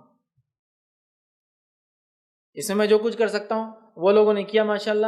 کچھ لوگوں کا یہ ہوا کہ اس ٹائم لگ کے آ گیا کہ نان, جس کو بولتے ہیں نا ایلیجیبل فار IT فیلڈ, ٹھیک ہے, مطلب 5 سال فیل ہوئے ایک ہی کلاس میں, ٹھیک ہے, اور اس کے بعد پھر کامرس وغیرہ یہ وہ کیا. میں برائی نہیں کر رہا ہوں ان کی, لیکن انہوں نے سوچا وہ کر سکتے ہیں صرف پرسنٹیج اور پیسے کے بیسس پہ. میں پیچھے آ گیا, میں نے کہا نہیں, اگر تقدیر میں ہوں گا نا وہ سب چیزیں معنی نہیں رکھتی آپ کے ڈگریز, میں نہیں کر سکتا ہوں. ظاہری طور سے میری وہ صلاحیت نہیں, اور پھر بھی میں کہوں تقدیر پہ اعتماد, چلو گھسو, یہ ٹھیک نہیں. میں نہیں گیا, سمجھ رہے آپ. ایک تو یہ کہ محنت کر لیا اور اپنے رزلٹ پہ مطمئن ہوگا, اور ایک اس چیز میں ہاتھ میں ڈالا جو آپ کی کیلیبر کیپیبلٹی سے باہر تھا, سمجھ رہا. میں پیچھے ہٹ گیا وہاں, اور میں وہ لوگ 2003 مطلب کوئی 1 2 3 4 میں پاس ہو گیا. میں 2000 میں گریجویشن ہو گیا تھا, 97 میں پاس ہوا, 2000 میں گریجویشن ہو گیا, ٹھیک. پوسٹ گریجویشن 2003 میں ہو گیا, اور میرا تعلیم کا سلسلہ چل ہی رہا. تو میں آپ کو یہ بتانا چاہ رہا ہوں, آپ اس سے ڈی موٹیویٹ مت ہوئیے, آپ اپنی کوشش کیجئے. اس کے بعد جو نتیجہ ہے وہ اللہ کی طرف سے تھا, وہ آپ کے لیے سب سے اچھا تھا, اور آگے بڑھ جائیے. بس میں یہ کہوں گا, مایوس ڈپریس یہ مت سوچیے میں ڈاکٹر نہیں بن سکی, یا میرے میں صلاحیت تھی دوسرے بن گئے. ان میں جو صلاحیت تھی اللہ نے جو ان کے لیے بہتر سمجھا وہاں پہنچا دیا. آپ کی جو صلاحیت ہے آپ کے لیے جو بہتر اللہ آپ کو وہاں پہنچا دیں گا. میں یہ بولنا چاہ رہا ہوں, سمجھ رہے آپ. یہ بڑی اہم چیز ہے. اور اللہ تعالیٰ کیسے لوگوں کی مدد کرتا ہے, رزق کیسے آتا ہے, یہ نہیں سمجھ سکتا ایک آدمی. جب اس کا رب دیتا ہے نا تو بس وہ اس کی شکر ادا کر سکتا ہے. یہ بات آپ لکھ کے رکھ لیجیے, لکھ کے رکھ لیجیے یہ بات. جب میں کالج میں تھا, بہت سارے غیر مسلم میرے دوست تھے, ان کے ساتھ رہی, کبھی کبھار ذہن ویسا بن جاتا ہے کمانے کا. ٹھیک ہے کمانا ہے, لیکن رزق دینے والا کون ہے؟ اللہ ہے. تو پھر مجھے محنت کرنا ہے. سمجھ رہے آپ, دینے والا اللہ ہے, یہ سمجھنا چاہیے. محنت میں نے کرنا ہے. جب انسان محنت کرے تو آپ دیکھیے کچھ لوگ ہوتے ہیں بیٹھ کر کماتے ہیں, کچھ لوگ محنت کر کے کماتے ہیں, کچھ لوگ کچھ نہیں کر کے کماتے ہیں, کچھ لوگ خالی نظر ڈال کے کماتے ہیں. معلوم نا, انسپیکشن. کچھ لوگ ہوتے ہیں ایسے رینکس پہ ہوتے ہیں, خالی انسپیکشن چیزوں کو دیکھتے ہیں اور خالی اس کو گریڈ کرتے ہیں, تو ان کو لاکھوں روپیہ ملتا ہے کہ ہماری کمپنی میں آ کے ذرا دیکھ کے جا کے گریڈنگ کرتا ہے, یہ کام ایسا, یہ کام بنا دیا, اتنی فیس ہو گئی میری, 2 لاکھ 3 لاکھ بھیج دیجیے. ایسے بھی ہوتے ہیں. تو اللہ تعالیٰ رزق دینے والا ہے, رزاق ہے. تو لہٰذا آپ سے میں کہوں گا, آپ کا CT میں نہیں لگا, کوشش کیجئے. کوشش کے بعد مایوس مت ہوئیے, ڈپریس مت ہوئیے, ٹینس مت ہوئیے, اسٹریسفل مت ہوئیے. آپ نے جو سوچا آپ کی ایک سوچ تھی, اللہ تعالیٰ اس سے اچھا آپ کو سوچ رہا ہے. جو ہو رہا ہے اس میں خوش ہوئیے اور آگے بڑھ جائیے. دیکھیے زندگی کے مرحلے پہنچنے کے بعد جب پیچھے مڑ کر دیکھیں گے تو بڑے خوش ہوں گے آپ کہ جو ہوا وہ سب سے اچھا ہوا تھا. ٹھیک ہے, تو لہٰذا کوشش کرتے رہیے, لیکن نا امید مت ہوئیے. السلام علیکم فیض بھائی. میرا سوال یہ تھا کہ بہت ساری مسجد میں جب اقامت پڑھی جاتی ہے تو بہت سارے لوگ حی علی الصلاۃ تک بیٹھے رہتے ہیں اور بعد میں اٹھتے حی علی الصلاۃ بولے بعد، کیا یہ حدیث میں ہے ایسا یا بھائی نے ایک سوال کیا حی علی الصلاۃ تک خاص بیٹھنا اور پھر وہ پڑھنے کے بعد اٹھنا کیا یہ حدیث میں؟ تو ایسا میں کسی حدیث میں نہیں جانتا ہوں کہ ایسا کوئی مسئلہ ہو جس میں حی علی الصلاۃ تک نبی اکرم صلی اللہ علیہ وسلم نے بیٹھنے کا حکم دیا اور اس کے بعد لوگوں کو کھڑے رہنے کا حکم دیا، سوائے اس کے کہ ایک روایت آتی ہے جس کو لوگ پیش کرتے ہیں، وہ یہ تھا کہ نبی اکرم صلی اللہ علیہ وسلم پیچھے سے آ رہے تھے اور کوئی ایک صحابی نے جو اقامت شروع کر دی، یا پھر آپ کھڑے تھے شاید پھر جا کر آئے تو وہ اقامت شروع کر دی تھی، تو صحابہ بیٹھے رہے چونکہ امام سامنے تھا نہیں، یہ اقامت دے رہے امام نکل گیا تو صحابہ بیٹھے تھے اور حی علی الصلاۃ پہ آپ صلی اللہ علیہ وسلم جب آئے تو صحابہ پھر کھڑے ہو چکے، اب امام آ چکا تھا۔ سمجھ رہے بات کو؟ ایک ایسا واقعہ آتا ہے لیکن اس کی مجھے سند اور حوالہ نہیں معلوم، تو وہ اس کو بیس بنا کر بولتے ہیں کہ نبی اکرم حی علی الصلاۃ بولنے تک صحابہ نہیں اٹھے، لیکن مسئلہ کیا تھا؟ آپ صلی اللہ آگے بڑھے، اقامت شروع ہوئی اور پھر آپ نکلے کسی وجہ سے، پھر آپ واپس آئے تو صحابہ نے کیا دیکھا کہ نبی تو ہے نہیں، اب اقامت ہوں گی بھی تو رکنا ہی ہے امام کے آنے تک، تو بیٹھے رہے، پھر نبی اکرم صلی اللہ علیہ وسلم کے وقت پہنچے تو صحابہ اٹھ گئے کہ تو اب امام آ چکے تھے، سمجھ رہا؟ تو اس طرح کا مسئلہ تھا، اس کی بھی روایت میں نے سند نہیں جانتا، یہ واقعہ میں نے پڑھا تھا، لہٰذا لوگ اس کو بیس بنا کے بولتے ہیں حی علیہ الصلاۃ تک بیٹھے رہنا، پھر حی علیہ الصلاۃ تک بیٹھتے ہیں اور خود بیٹھتے نہیں، اگر کوئی کھڑا ہوا تو چلو نیچے بیٹھو، اور کچھ جگہ تو اگر نہیں بیٹھے تو بیچارہ پھر کہیں اور لیٹتا جا کر، ٹھیک ہے، مطلب مارتے ہیں اس کو، لٹرلی مارتے، بولتے ہیں حی علیہ الصلاۃ پہ اٹھنا چاہیے۔ اور اس میں ایک عقیدہ بھی ہے جو مجھے پتا ہے، وہ یہ ہے کچھ لوگوں کا کہ حی علیہ الصلاۃ بولنے پر نبی اکرم صلی اللہ علیہ وسلم خود حاضر ہوتے ہیں مسجد میں، جس بنیاد پہ پھر بولتے ہیں حی علیہ الصلاۃ پہ کھڑے ہیں، جو کہ آپ سنواتے ہیں، یہ تو بڑی عجیب غریب عقیدہ ہے، بڑا عجیب، مطلب سلام پڑھے تو نبی اکرم صلی اللہ علیہ وسلم آ جا رہے، نعت پڑھے تو نبی اکرم صلی اللہ علیہ وسلم آ جا رہے۔ میں تو یہ بولتا ہوں آپ کے ملک کا پی ایم جلدی نہیں آتا آپ کے پاس تو آپ نبی کو ہر جگہ بلا رہے، دھکے پر بلا رہے، دن اور رات بلا رہے، مطلب کوئی عام شخصیت ہے؟ مطلب اگر اہمیت کے اعتبار سے بھی دیکھیں، جو لوگ یہ بولتے ہیں نا وہ جو پڑھتے تو نبی خود آتے ہیں، تو سوال یہ ہے کہ کیا تم نے اپنے نبی کو اتنا آسان بنا دیا؟ تم ہی بول رہے ہیں اتنی بڑی شخصیت ہے تو ہر کوئی پڑھ رہا اور بلا رہا، عجیب ہے، تو بولتے آتے ہیں، لہٰذا وہ بیٹھے رہتے ہیں، پھر حی علیہ الصلاۃ پہ کھڑے ہوتے ہیں، اسی لیے وہ اتنا چڑھتے ہیں جو کھڑے ہوتے ہیں، لیکن اس کے لیے کوئی صحیح حدیث یا کوئی ایسی روایت جو لائق عمل ہو میں نے کبھی نہیں پائی جس میں اس طرح کا کوئی واقعہ ہو کہ حی علیہ الصلاۃ پر خاص صحابہ اٹھے یا اللہ کے رسول صلی اللہ علیہ وسلم اٹھنے کا حکم دیا، بلکہ اقامت شروع ہو تو اٹھ کر صفوں کو درست کرنے کا حکم ہے۔ نبی اکرم صلی اللہ علیہ وسلم جب آگے جاتے اقامت دی جاتی، اقامت کے بعد آپ پلٹ کر بولتے ہیں اپنی صفوں کو درست کرو، اپنی صفوں کو، بخاری کی روایت میں اپنی صفوں کو درست کرو، اس لیے کیا فرماتے ہیں فَإِنَّ تَصْفِيَةِ الصُّفُوفِ مِن تَمَامِ الصَّلَاةِ، صفوں کا درست ہونا نماز کے قائم کرنے میں ہے، ضروری ہے، تو صحابہ صفوں کو سیدھا کرتے، جہاں اقامت ہوئی نبی نے مطلب امام نے اعلان کیا صف سیدھی ہو رہی ہے، تو وہاں کہیں بھی نہیں ہے کہ صحابہ بیٹھے رہتے تھے حی علیہ الصلاۃ پہ اٹھتے تھے پھر صفیں سیدھی، نہیں، صحابہ صفیں سیدھی کرنا شروع کر دیتے تھے جگہ کرنا، لیکن اس کے باوجود بھی اللہ کے رسول اعلان کرتے، چونکہ صف کا سیدھی کرنا بہت اہم عمل ہے، آپ اعلان کرتے، پھر صحابہ صف کرتے، کچھ روایتوں میں آتا ہے یا کچھ صحابہ کے اقوال آتے وہ کہتے اتنی صف سیدھی کرتے ایسا نیزہ ہوتا نا ایک دم، یا تیر ہوتا ہے ایک دم رائٹ ہونا، تیر سیدھا ہوگا تو ڈائریکشن میں صحیح جاتا ہے، اتنا صحابہ صفوں کو ٹائٹ کرتے اور کوئی جگہ خالی نہیں ہوتی، کاندھے سے کاندھا قدم سے قدم لگتے۔ ایک مرتبہ ایک صحابی کھڑے تھے اور ابو دجانہ نام تھا رضی اللہ عنہ، اور ان کا فزیک ایسی تھی کہ چیسٹ باہر رہتا تھا، ہو سکتا آرمس وہ ہو یا پھر بیکس بڑے ہوتے کسی کے تو فزیک ایسی ہو جاتی ہے، تو ان کی فزیک تھی، تو نبی اکرم صلی اللہ علیہ وسلم ایک بار صف میں دیکھا ان کو تو چیسٹ باہر تھا، تو آپ نے کہا ابو دجانہ کہ امت میں اختلاف چاہتے ہو؟ تو کہا نہیں، تو کہا سینے کو اندر لو، تو وہ ایسے کھڑے ہوتے تھے، مطلب چیسٹ بھی باہر نہیں آنا ہے، صفیں اتنی درست کی سینے اور کاندھا اور قدم بالکل سیدھا، اتنا بھی فرق نہیں، تمیز نہیں کہ بھائی اب کوئی بولے گا نا ابو دجانہ کا چیسٹ باہر نکلتا ہے، ٹھیک، اور وہ ایسے ہی تھے۔ ایک روایت میں آتا ہے وہ صحابی کا فزیک کی وجہ تھا، ایک جنگ میں تھے اور ابو دجانہ رضی اللہ عنہ ویسے ہی ایسے تھے اور چلنے لگے ایسے کر کے، صحابہ نے کہا یہ تو اکڑ والی چال ہے، نبی اکرم صلی اللہ علیہ وسلم کا ابو دجانہ کو چھوڑ دو، جنگ میں یہ چال کا گناہ نہیں، جنگ میں اگر کوئی ایسا چلتا ہے تو اس کا نہیں، چونکہ جنگ دکھاوا ہے، جنگ دھوکہ ہے نا، وہاں دشمن کو وہ کرنا، اب اگر کوئی سولجر ایسا چلیں گا تو سامنے والی فوج موٹیویٹ ہو جاتی ہے، تو کمزور لوگ آ گئے، سفید بالے والے لوگ دکھیں گے تو نہیں، کمزور آ گئے، اس لیے جنگ کے اندر دھوکہ ہے، جنگ میں بال کالے کر سکتا ہے ایک بوڑھا آدمی تاکہ دشمن کو دھوکہ دے، وہ یہ نہ سمجھے کہ بوڑھے لوگ جمع ہیں، سمجھے آپ، دھوکہ ہے، چال ہے، تو وہ چلنے لگے تو آپ نے کہا یہاں چھوڑ دو، اس لیے کہ یہاں یہ چال کا گناہ نہیں، اس کا مطلب ان کی فزیک کی ویسی تھی، تو ایک بار صف میں کھڑے تھے، آپ نے کہا کیا تم اختلاف چاہتے ہو؟ فوراً اندر لے لیا، مطلب کہ صف اتنی سیدھی ہوتی تھی، قدم سے قدم، کاندھے سے کاندھا، سینہ بھی باہر نہیں نکال، حالانکہ ان کی فزیک تھی، پھر بھی کہا گیا اندر رکھو، تو صفوں کا درست کرنا اتنا اہم ہے۔ لہٰذا ایسی کوئی دلیل میرے پاس نہیں یا میں نے کبھی نہیں پڑھی کہ حی علی الصلاۃ پہ خاص صحابہ اٹھتے تھے یا تابعین تابعین یا کہیں بھی فقہ کی کتابوں میں حی علی الصلاۃ پہ اٹھنے کا کوئی فقہ کسی فقہ میں مشہور معروف 4 فقہ ہے ان میں بھی نہیں ملے گا کہ حی علی الصلاۃ پہ اٹھنا کوئی مسئلہ ہے شرعی، یہاں اٹھا جہاں یہاں بیٹھ، کہیں نہیں۔ بہرحال لوگ بہت ساری باتوں کو بنا دیتے ہیں، تو اللہ تعالیٰ ہمیں ایسے دین میں کوئی نئی کام سے ہمارے بارے میں حفاظت کرے۔ وآخر دعوانا ان الحمد للہ رب العالمین، سبحان ربک رب العزۃ عما یصفون وسلام علی المرسلین والحمد للہ رب العالمین۔